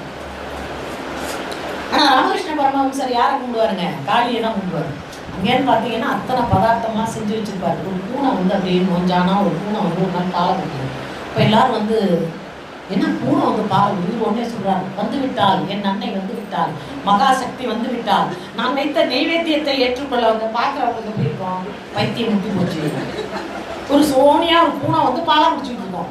இவர் கண்ணுக்கு அது என்னவா தெரியுதுங்க, பராசக்தியா தெரியுது. அப்போ பக்தி என்பதுல வந்து அந்த கண்கள்ல வந்து வேதமே இருக்காது, பார்க்கறதெல்லாம் என்னவா தெரிய ஆரம்பிச்சிடும். அந்த மாதிரி தான் அபிராமிப்பட்டருக்கு தெரிஞ்சது இல்லையா. அமாவாசை திதியை வந்து பௌர்ணமின்னு சொல்றாரு. இப்ப நம்மளே சந்திரன்ல தவம் பண்ணிட்டு இருக்கும் போது யாராவது நம்ம அது மாதிரிலாம் தவம் பண்ணுனா தானே பண்ணிட்டு இருக்கோம், தவம்னு ஒண்ணு நம்பிக்கிட்டு இருக்கோம், தவம் பண்றோன்னு. நான் மகிழ்ச்சி சாமி ஒரு நாளாவது நீங்க பண்ண தவம் நான் பண்ணணும், நாங்களாம் தவம் பண்றோம் ரைட்டு இல்லையா. பாரதியார் சொல்லுவார்ல, தோழினை வலியுடையதாக்கி, தோழினை வலியுடையதாக்கி உடல் சோர்வும் பிணிப்பளவும் போக்கி அறிவாளை கொண்டு பிளந்தாலும் கட்டு மாறாத உடல் உறுதி தந்து மத வேலை வெல்லும் முறை தந்து தவமின்மை அழித்திடல் வேண்டும் பராசக்தியை பார்த்து கேட்கிறார். தவம்னா எப்படி இருக்கணுமா? நானும் பார்க்குறேங்க, நிறையா பேர் தவம் பண்ணுறதெல்லாம் நானும் பார்த்துட்டு தான் நிறைய பேர் கிட்ட கேட்பாங்க, அம்மா நான் நல்லா தவம் பண்ணனா அது உங்களுக்குள்ள தெரியும் கேட்குறீங்க. ஏன்னா அவங்களுக்கு தெரியும், எனக்கு தெரியும்னா அவங்களுக்கு தெரியும், அதனால தானே கேட்குறாங்க வந்து. அப்போ தவம்னா அப்படியே அந்த ஷோல்டர் அப்படி நிற்க வச்சோம்னா அப்படியே நிற்கணும். இந்த ஷோல்டர் இப்படி இருந்தால் தான் முதுகந்தட்டு நேராது. ஆனால் நான் நிறையா பேரை பார்க்குறேன், கொஞ்சம் வருத்தமாக தான் இருக்கும். அதை போய் அவங்கள்ட்ட சொல்ல வேணாம், நீங்களே பண்ணுறது இப்போ நல்லா தவம் தான் பண்ணிட்டு இருக்கீங்க, கொஞ்சம் முயற்சி பண்ணுங்க. ஏன்னா அந்த இப்படி இருக்கிற தலையை இப்படி வைக்கிறதுக்கு கொஞ்சம் முயற்சி பண்ணுங்க, தவம் நல்லா வரும். என்ன பாரதியார் சொல்லுங்க, ஷோல்டர் அப்படி நிற்கணும், சிலுவை மாதிரி நிற்கணும். சிலுவையில் வந்து எங்கேயாவது வளசல் நெரிசல்லாம் இருக்குமா? அப்படி நிற்கணும், ஸ்ட்ரைட்டாக இருக்கணும். அந்த மாதிரி முதுகந்தண்டு அப்படியே நச்சு நிற்கணும். அதை தான் சொல்கிறாரு. அதனால தான் பாரதியார் சொல்லு, நிமிர்ந்த நன்னடையும் நேர்கொண்ட பார்வையும் யாருக்கு வரும்னா, யாரெல்லாம் அந்த மாதிரி மனதில் உறுதி இருந்திருந்தோ அவங்களுக்கு மட்டும்தான் அது வரும். எல்லாருக்கும் வராது. தளர்ந்த நடை இருந்தாலே நம்ம பலகீனமாக இருக்கோம் தான் அர்த்தம். மகிழ்ச்சி பாருங்க, 92 வயசு இப்படி தான் வரும். என்னைக்காவது மகிழ்ச்சி இப்படி வந்திருக்கிறாரானா 2 பேரும் பிடிச்சிட்டு வருவாங்க. அதான் சொல்லுவார், நான் தான் அவங்கள பிடிச்சிருக்கேன், நீங்க நினைச்சிருக்கீங்களா அவங்க என்ன பிடிச்சிருக்காங்கன்னு இல்லை அப்படிப்பாரு. அதான் அழகா இருக்கும் அவர் பேசும்போது. அப்படியே வருவார் பாருங்க, அப்படியே ராஜா மாதிரி இப்படி தான் வருவாரே தவிர என்னைக்குமே மகிழ்ச்சி இப்படி வந்து நாங்கள் பார்த்தோம். அவரை பார்த்தோம்னா நாங்கள் இன்னும் அப்படியே நூறும் நமக்கு.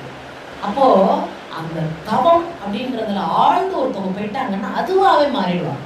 அப்ப அந்த நிலையில இருக்காரு அபிராமிப்பட்டார். அதனாலதான் என்ன சொல்றாங்க, இன்னைக்கு பௌர்ணமி திதி. ஆனா முடிச்சோன்னு தெரிஞ்சு போச்சு இன்னைக்கு அமாவாசை.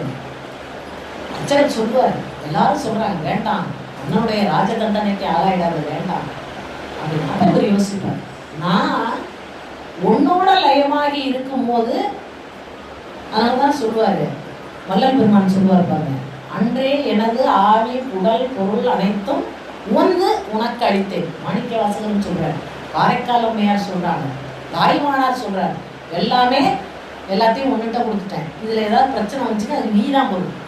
இனிமே நான் தப்பு பண்ணேன்னா அதுக்கு நீ தான் பொருள். ஏன்னா எல்லாத்தையும் ஒன்றுட்ட கொடுத்துட்டேன். இப்போ உன் பொருளை பாதுகாக்க வேண்டியது உன் பொறுப்பு. இது எவ்வளவு நல்லா இருக்கு, ஈஸியா போயிட்டு எல்லாத்தையும் அவங்கள்ட்ட கொடுத்துட்டோம்னா நம்ம பொறுப்பு எதுவுமே இல்லை இல்லையா? அதை நீ சரியா வச்சுக்கோ, அதை பாதுகாக்க வேண்டியது உன்னுடைய பொறுப்பு. அப்ப அபிராமிப்பட்டர் சொல்றாரு, நான் உன்னை நினைச்சு உன்னோட நான் லயமாகி இருக்கும் போது என்ன பேச வச்சது நீ தானே. அப்ப பேசியதே நீயா தானே இருக்கணும், நான் பேசலையே. நான் பேசியிருந்தா எனக்கு ஞாபகம் இருக்கும்ல, என் நினைவுல நான் பேசல, உன் நினைவுல நீ பேசணும். சத்தியமா இருந்தா இது உன் ப்ராப்ளம், என் ப்ராப்ளம் கிடையாது இல்லையா? அப்படிதான் சொல்றாரு. அப்படி சொன்னதுனாலதான் மன்னன் வந்து விறகு கொண்டு, நான் தான் சொல்லுவாங்க அடிக்கடி எல்லாத்தையும் வேடிக்கையா, அங்க விறகு கட்ட பார்த்தோன்னா தெரியாம சொல்லிட்டேன்னு நம்மளா தான் காலில் போய் விழுந்துருவோம். ஆனா அவர் என்ன பண்ணலைங்க, அதாங்க அந்த பக்தியில வந்து அந்த நம்பிக்கை, என்னை இறைவன் காப்பாற்றுவான் அப்படின்ற அந்த நம்பிக்கை இருந்தாதாங்க பக்திக்கு சிறப்பு. நாங்க நம்பிக்கையே கிடையாது, இந்த சாமி கோயில் போவோம், போய் பார்ப்போம், ஒத்துவும் தான் பார்ப்போம், இல்லைன்னா வேற சாமி கோயிலுக்கு போயிடுவோம் இல்லையா? இப்படிதான் நம்ம மாத்திட்டே இருக்கோம். அப்போ நம்ம ஒவ்வொன்றிலையும் பக்தி அப்படின்னு எடுத்துக்கிட்டோம்னா அதுக்கு தேவை எதுங்க, நம்பிக்கை. ஞானத்துக்கு வைராக்கியமும் பக்திக்கு நம்பிக்கையும் இருக்கும் பொழுதுதான் அது பூரணத்துவமா வரும் அப்படின்னு சொல்றாங்க. அப்போ பார்த்தா அவர் சொல்றாரு, நான் சொல்லலை, அப்ப இது உன் பிரச்சனை, என் பிரச்சனை கிடையாது. அப்படி உயிர் போனா போயிட்டு போகுது. நான் என்ன பண்ண போறேன், பார்க்குற எல்லாமே நீயாகத்தான நான் பார்த்தேன் இல்லையா? சொல்றாரு இல்லையா, பின்னே திரிந்து நின் அடியாரை பேணி பிறப்பறுக்க முன்னே தவங்கள் புனைந்து கொண்டேன் வீண் மூலகுக்கும் அம்பே அப்படிம்பார் அபிராமியை பார்த்து.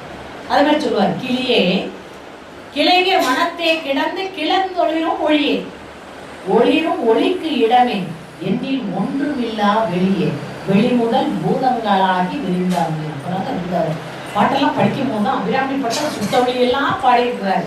வெளி நின்ற நின்று கோலமும் பார்த்தேன் விடியும் நின்று உருகி பாடுறாருல்ல, வெளி நின்ற நின்று கோலம்ங்கிற நீ எல்லாத்துக்கும் மூலமாக இருக்கக்கூடிய பிரம்மமாகவே நீ இருக்கக்கூடிய அந்த ஒரு விஷயத்தை பார்த்ததுன்னு கரை கண்ட வெள்ளம்ன்றார். அப்படியே அந்த ஒட்டச்சிட்டு போயிட்டு இருக்குது. மனம் என்ன ஆயிடுச்சு, இப்போ உன்னை நோக்கி இருந்த தடைகள் எல்லாம் தகர்ந்து நான் உன்னிட்ட வந்துட்டு இருக்கேன் அப்படிங்கிறார். அந்த மாதிரிலாம் பக்தி என்பதை ரொம்ப சாதாரணமா சொல்லிட முடியாதுங்க. ஆனா நாம என்ன நினைச்சிட்டு இருக்கோம், ஏதோ ஒன்ன கொடுக்கறதுனால இறைவன்கிட்ட நம்ம அந்த அருளை பெறலாம் அப்படின்னு நினைச்சோம்னா அதுக்கும் ஒரு கதை சொல்லியிருக்கிறாங்க பாருங்க.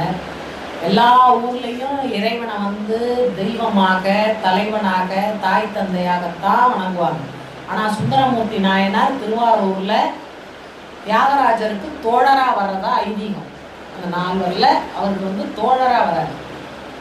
ஞான சம்பந்தருக்கு அப்பா அம்மாவா இல்லையா, மாணிக்க வாசகருக்கு என்னங்க குருவா வர்றாரு இல்லையா, திருநாவுக்கரசருக்கு என்னவா வர்றாருங்க இறைவன் இறைவியா வர்றாரு. ஒவ்வொருத்தருக்கும் அவங்கவுங்க வணங்குற விதத்தை பொறுத்து. அப்படி வந்தவர் தியாகராஜருக்கு சுந்தரமூர்த்தி நாயனார் நண்பருங்கிறதுனால இவர் ஒரு கல்யாணம் பண்ணிட்டு இன்னொரு கல்யாணம் திருத்தனமா பண்ணுவார் அப்படின்னு கதை.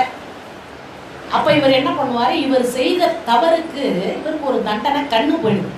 யாருக்குங்க, சுந்தரமூர்த்தி நாயனாருக்கு கண்ணு போறதா கதை எல்லாம். அப்ப சுந்தரமூர்த்தி நாயனார் தியாகராஜர்கிட்ட என்ன சொல்றாரு, எனக்கு கண்ணு போனதை பத்தி ஒன்றும் ப்ராப்ளம் இல்லை, நான் இப்படியே அட்ஜஸ்ட் பண்ணிப்பேன். ஆனா அந்த தியாகராஜனுக்கு நண்பனா இருந்து அவன் கண்ணையே இவன் புடுங்கினான் பாருங்க, உனக்கு தான் கெட்ட பேர் பார்த்துக்க. இதெல்லாம் பக்தியினுடைய உச்சம். இறைவன்ட்ட எந்த அளவுக்கு நம்ம ஆத்மார்த்தமா இருக்கோம் அப்படிங்கிறத சொல்றதுக்காக வந்த கதைகள் தானே தவிர இந்த கதைகள் எல்லாம் நமக்கு சொல்லப்பட்டது நம்மளை நெறிப்படுத்துறதுக்கு தானே. அதனால்தான் மகிழ்ச்சி சொல்லுவாங்க, கண்காது மூக்கு வைத்து கதைகள் சொல்லி கருத்துக்கு கடவுள் தன்னை சிறுமையாக்கி இல்லையா. எல்லாத்தையும் என்ன பண்ணிட்டோம், அந்த கதையெல்லாம் கேட்டுட்டு நம்ம என்னவா மாறிட்டோங்க, இந்த கதையை தான் நினைச்சிட்டு இருக்கிறோமே தவிர வேற எதுலையும் வாழ்க்கையில மாற்றம் வந்துருக்குதானா, எந்த ஒரு மாற்றமும் இதுவரைக்கும் வரலங்க. இன்னும் பக்தியில அந்த படைத்தல் என்பது, மந்திர உபதேசங்கள் பண்றது, மந்திர தீட்சை பண்றது, உருவ தியானம் பண்றது, இப்படி எத்தனையோ விதங்கள் அதுல இருக்குது. ஆனா நாம் எந்த ஒன்றை செய்தாலும் அதனுடைய உட்கருத்தை தெரிந்து கொள்ளாமல் நாம் செய்யக்கூடிய எந்த ஒன்றாலும் நமக்கு என்ன கிடைக்காதுங்க, ஒரு பூரணத்துவம் என்ற ஒன்றை நம்மளால அடைய முடியாது அப்படிங்கிறது தான் சொல்ல வராங்க. தொடர்ந்து நம்ம எல்லாமே யோகம் அப்படின்னு சொன்னாலும் இப்போ இறைவனுக்கு போய் ஒரு கோவில்ல பிரேக் விட்டுலாம் வாழ்க்கை ஒரு 10 நிமிஷம் பிரேக்.